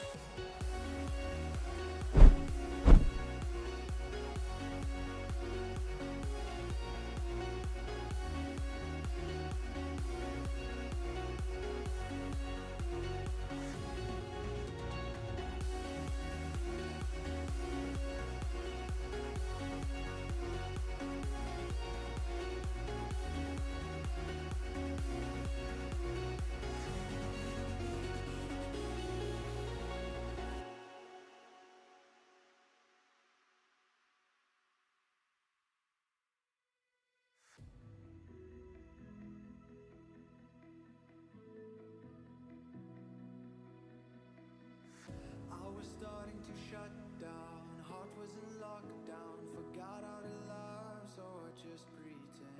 I was starting to give up, and then I met you, yeah. Now I'm in the darkness, but now I'm seeing underwater, but now I'm breathing you. You saved me. Yeah, I think I found my heart when I met you. Got me driving in the dark to enjoy the view.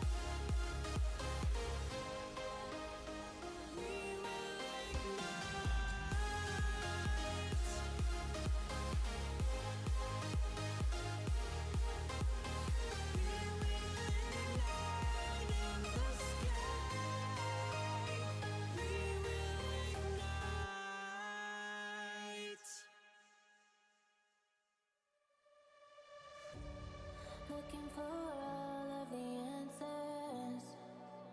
Are they over there? Taking all of my chances. Is it even fair? Ooh, I'm at a disadvantage. Doesn't mean that I can manage. No, ooh, all I need is just a bandage, and I can get it on my own. Oh, oh, oh,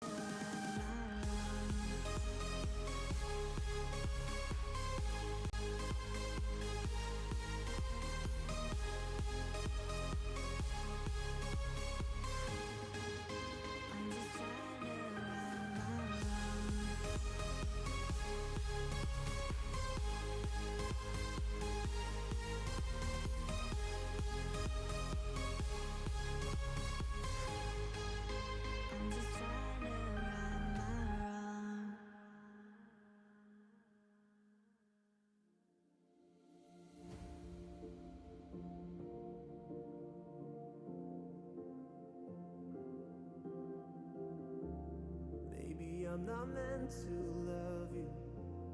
Maybe you were meant to run away, but baby, we ignored the issues. It may look like I'm moving on, but I am standing still. You left my heart in ruins, but tears would be overkill. 'Cause I should have seen it in the way we drifted, distance grew further apart.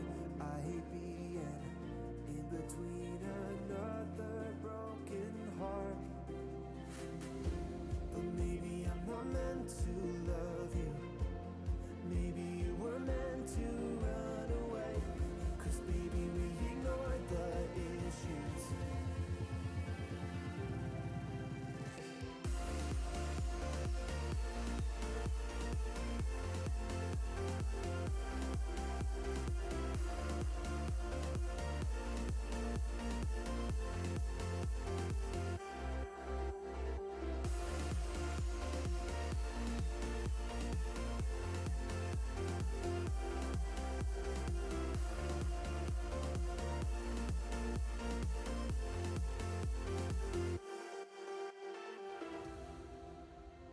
Lying, cheating, sorry that I couldn't give the space you needed. Why the hell would you commit when you need freedom? Slowly tearing me to shreds. My heart was beating, now it's bleeding.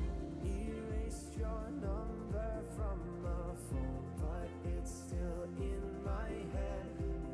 Rent free, you're living there alone. This torment never ends. No, it nearly killed me. Do you feel guilty every night that you ignored my call? You still left me, but you left me broken from the fall. But maybe I'm not meant to love you. Maybe you were meant to run away. But baby, we ignored the issues.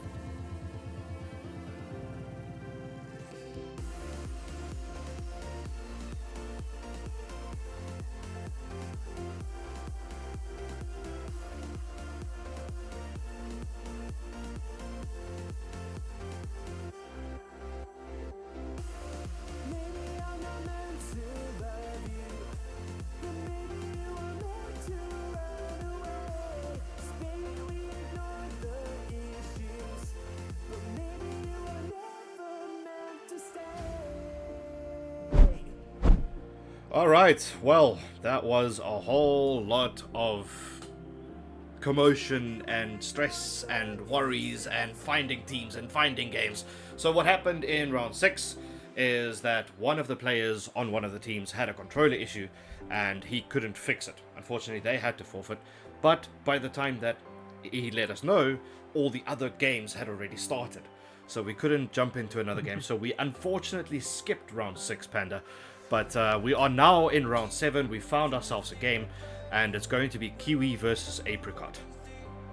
I mean, all that matters is that we're back, Dutch. You know, that's all that matters. You know, I mean, yes, we missed the round, but at least we're back. No, but I mean, in all honesty, yeah, it's unfortunately we lost the previous game. Well, I say lost, you get what I'm saying. But yeah, this game, Kiwi versus Apricot, two things I actually did not know were fruit. We can now have a look at these teams play. Dutch, I'm extremely excited. We're getting to that stage now where these teams are going to be starting to get very close to each other in terms of performance. You know, this is going to be a head-to-head battle. There isn't going to be a dominant team. I can't wait. This is going to be very interesting. So both these teams have opted for South African servers only. Now, from our side, Panda, we of course know Defunct, one of the Starman for Team Fusion. And then, of course, Mono Limit in the game, also known as Limitless on Discord. He is one of the ex-players for Project X and is busy creating a team called Monolith Esports. So that's going to be very interesting as he puts in the first one here with only 20 seconds gone, Panda. And I mean, that is absolutely amazing. Dutch, I think you have the commentator's blessing. I'm talking about him, and he gets a beautiful goal there.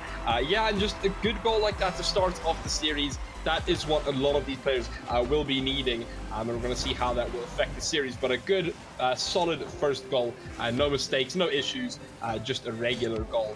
Which, I mean, we don't get these days, do we? You struggle to get regular goals. And as I say that, Mono Limit goes and smashes the bar. Just look at this touch. I mean, Defunct off the wall, Small couldn't get a touch on it, and then Mono Limit says, "Hi, yeah, I'm going to score this." I mean, Dutch, 2-0, 30 seconds in. I don't think the other team expected this. Panda, I don't want to be the guy that says this too early, but from the get-go, Kiwi or Defunct and Limitless, they have, in my opinion, been standout players. What a play here from Limitless, finishing off that beautiful pass. What a setup here from Defunct. Air dribble, flip reset, pops it to the ground. Limits is like, alright buddy, I see you, I got you. Here you go. 3-0 within 45 seconds. And what I was saying is that Team Kiwi looked like title contenders to me already early on. That being said, Shyla and Smile also played extremely well in their previous match. So maybe they just need to get into this game a bit more. They need to, you know, just sort out the communication issues. Maybe one of them is a little cold after the previous game. Who knows? But Limitless and Defunct right now are flying high. Yeah, I mean, Skylar and Smile, they've been great. Don't get me wrong. They've been absolutely amazing. But for this team of Limitless to have a 3-0 lead this early, I mean, it shows that, you know, either the other team is extremely cold or it is just the Kiwi team on another level. I mean, just look at that. It goes to the wall. Defunct says, no problem, I've got this. I mean, Dutch, 4 goals, and it's, what, 1 minute and 20 seconds in? I love Smile and Shyla, and I know they're great players, but this has been a dominant start from the Kiwi side. Absolutely, it has. I mean, if you look at the way that Kiwi is set up, you've got Defunct, who is a pro player for Team Fusion, but before that, he used to be a freestyler, so he's got the mechanics down. Then you've got Mono Limit, who is roughly a high GC1, perhaps low GC2 player, but also his mechanics and double taps are insane, as Defunct scores another goal here, also a double tap. This is just absolute running riot right now. It is. Once again, I'm just going to call the commentator's blessing out here. You said Defunct had the mechanics, and he was like, yeah, yeah, I do have the mechanics. Give me a second, I'll show you. Yeah, no, 5-0. I mean, Dutch, you know, throughout the series, you've been, you know, doing the behind-the-scenes work the whole time. You know, so you've been watching the games, and you know, you've seen some good starts. You know, you've seen teams go up 3-0 at the beginning, and you know, then there would be a hump. We haven't seen a 5-0 lead yet. It isn't. I don't think we've seen bigger than 4-0. I want to say. So, the fact that 5-0 already this early into the game. I know it's this early. It's halfway into the game. Yeah, it's crazy. Mono Limit and Defunct just really gelling together, and Smile and Shyla maybe just needing to, you know, as you said, reset their communications. Maybe they'll need to forget about this match, just temporarily, you know, just to kind of reset everything and try and get back in that second match. See if that can be their crucial match. As I say, that Mono Limit is a beautiful save. Shyla, take this on. It is. It's actually really interesting to see the way that Defunct and Limitless just, you know, they just cohese. They're so playing like a team right now. I'm not even getting through my words right now. They are just, you know, everything is played together as a team. Right now, Defunct scores a pretty great ground pinch here that was an open net left here by Apricot. But again, Limitless finds Defunct. Defunct finds Limitless. They play together, which is what the difference has been so far today. Is you can see the teams that are trying to play solo, you know, 2 1v1s at the same time. Those are the teams that are not doing as well as the guys that are relying on each other, passing to each other, giving each other space. And I mean, the results, as you can see, it is 6-0. We just went past halfway in this game, Panda. Exactly, and I mean, we talked about it very early, Doc. I don't know if you can remember, but you know, we said that twos is such a different game mode. You don't have the third man, so all of your teamwork relies on you and your one teammate. So I think seeing, as you said, this teamwork between these two, I mean, it's just beyond impressive. And it just shows that, you know, twos, it can be extremely impressive. It's not a lot that I'm speechless at a performance, but seeing this, I can genuinely say I don't have words to describe what's happening. But while these guys are just, you know, throwing everything they have at goal number 7 here for Defunct, he's definitely got the majority of the goals in this game, and I'm sure in the tournament with the mechanics that he's showing off right now.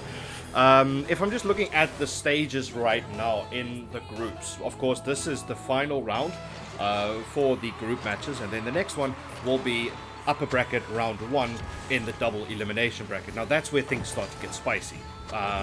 We've had 16 teams enter the group stages, only 12 will go through, which means the 4 bottom will be exiting the tournament, and the way that it is set up is with the upper bracket, round 1 will be 5th to 12th from the group stages.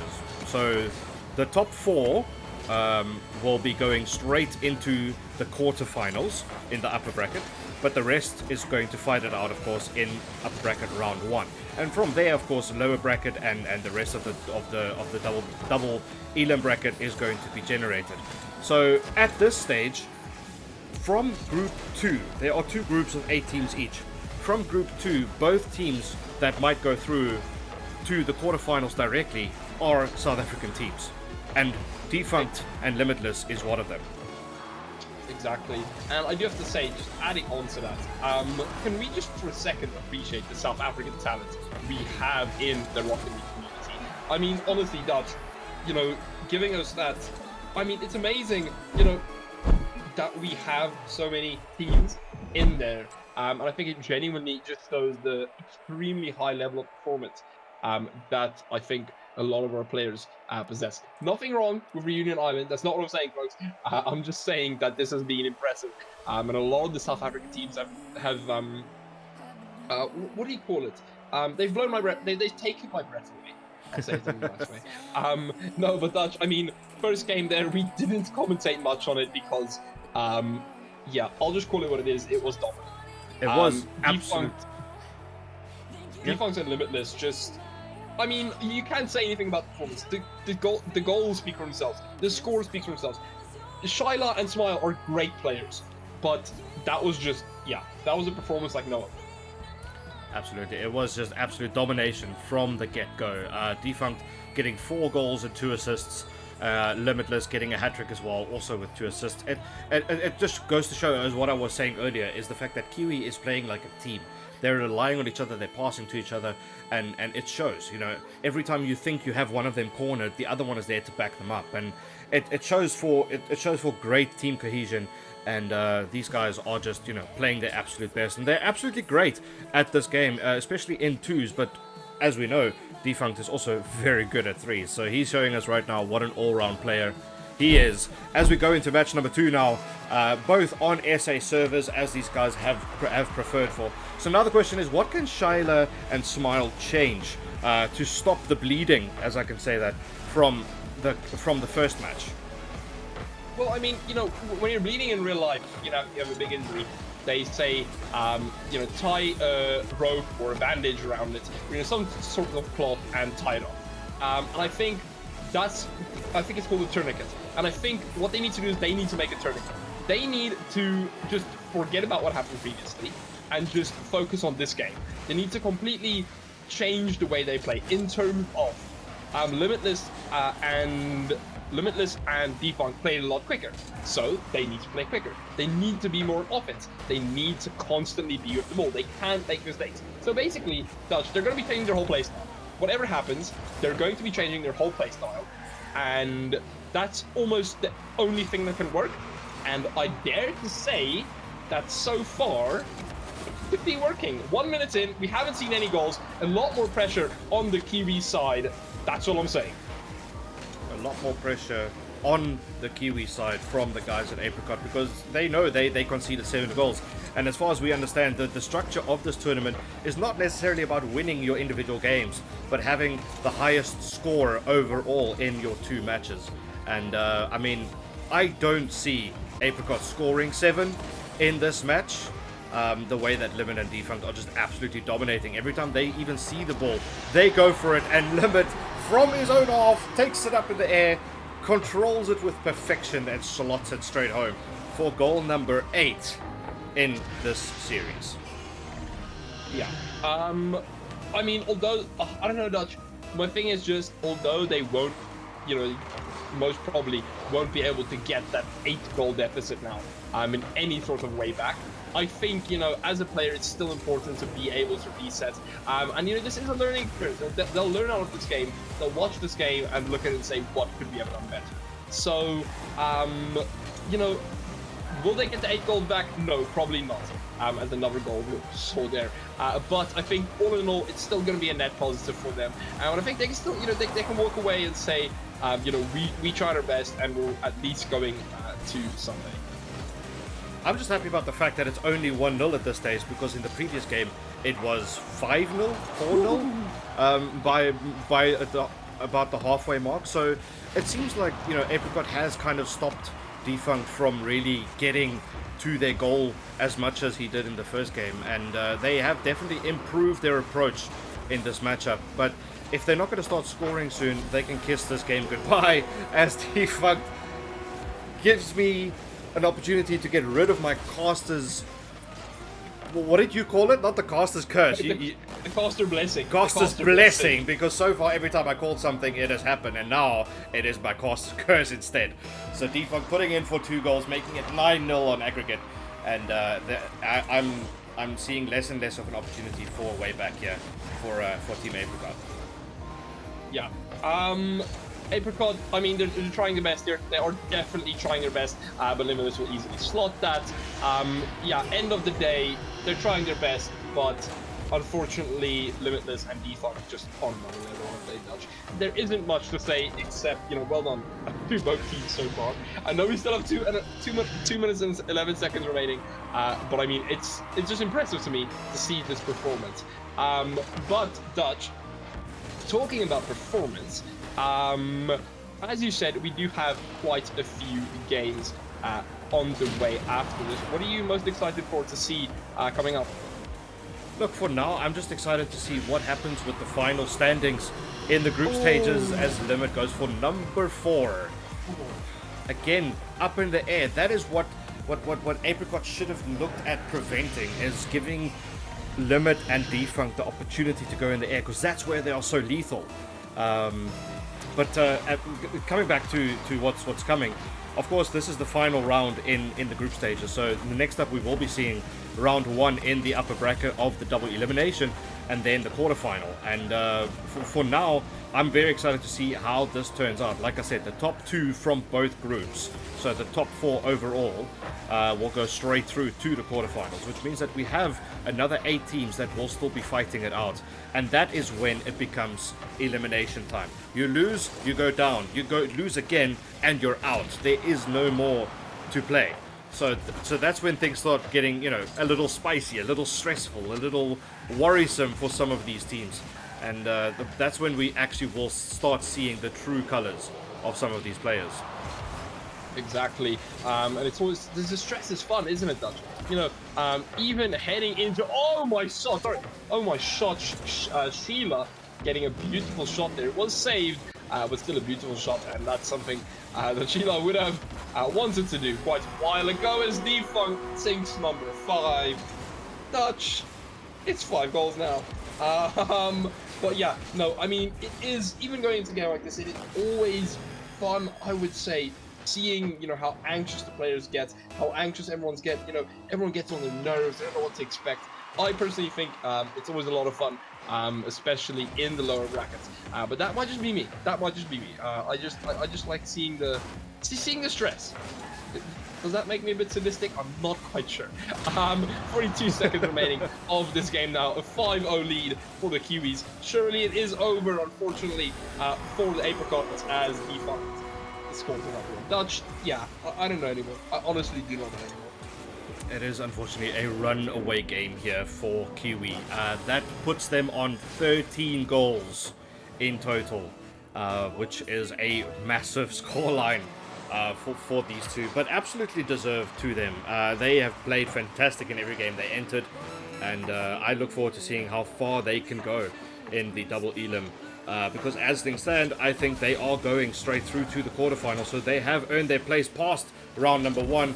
As Limit slots home a nice pass here from Defunct for number 7, and it just doesn't stop. It doesn't stop, Panda.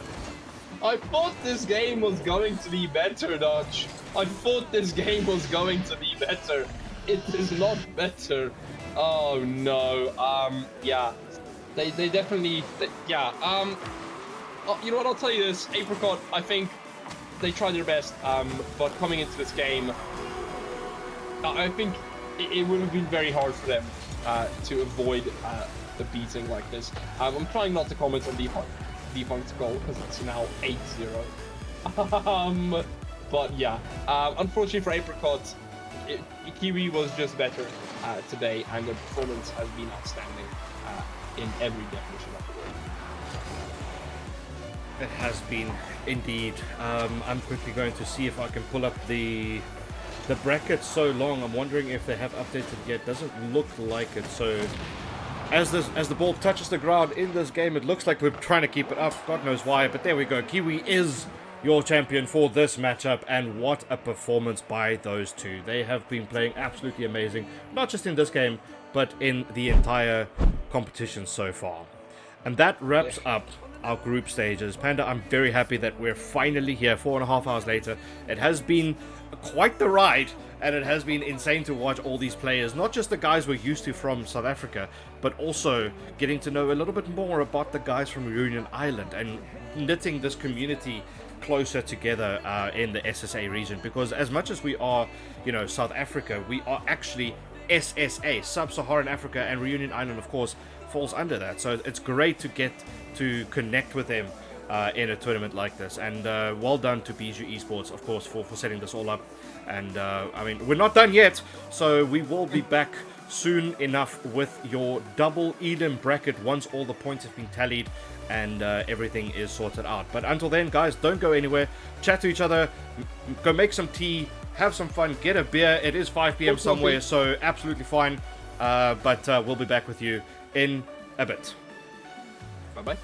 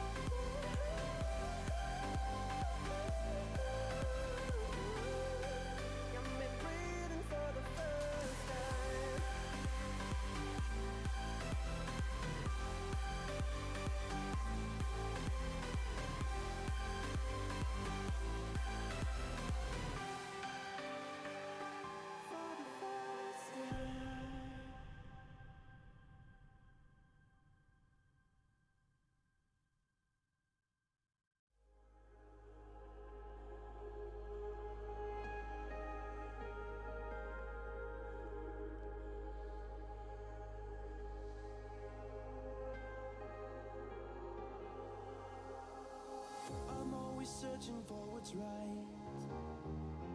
Every day and every night. Oh, you can find me in the light. Every night. Changes happen all the time. So, you see 3 of us on your screen, and the reason for that is because we're actually ending. So, what was the original plan was that we would finish the group stages, move on to the double elim bracket, play round 1 in upper bracket, and play quarterfinals. But because today has taken a lot longer than they had originally planned, they are changing things and saying the full double elim bracket will be played tomorrow. So, the original time for tomorrow was 1 p.m. South Africa time, 3 p.m. in Reunion Island. But because of the time constraints, they've changed it to 11 a.m. in South Africa and 1 p.m. in Reunion Island. So, with that being said, guys, I want to thank everyone for being here. Firstly, my amazing casting crew. Productive Panda, Yoshi, and of course Maxpresso from earlier. You guys were absolutely amazing today, and I look forward to doing this all again tomorrow. Thank you very much, Dutch. Thank you. 100%. Viewers, everyone in the chat, thank you so much for being here all day. I know it's been quite long. I know we've had a couple of ups and downs with technical issues, players just not showing up, players having technical issues, but we made it. We've done the group stages, and now we get to look forward to another stream tomorrow with the double elim bracket. But with that, guys, I bid you adieu, and I'll see you all tomorrow. GG's. Bye-bye. Still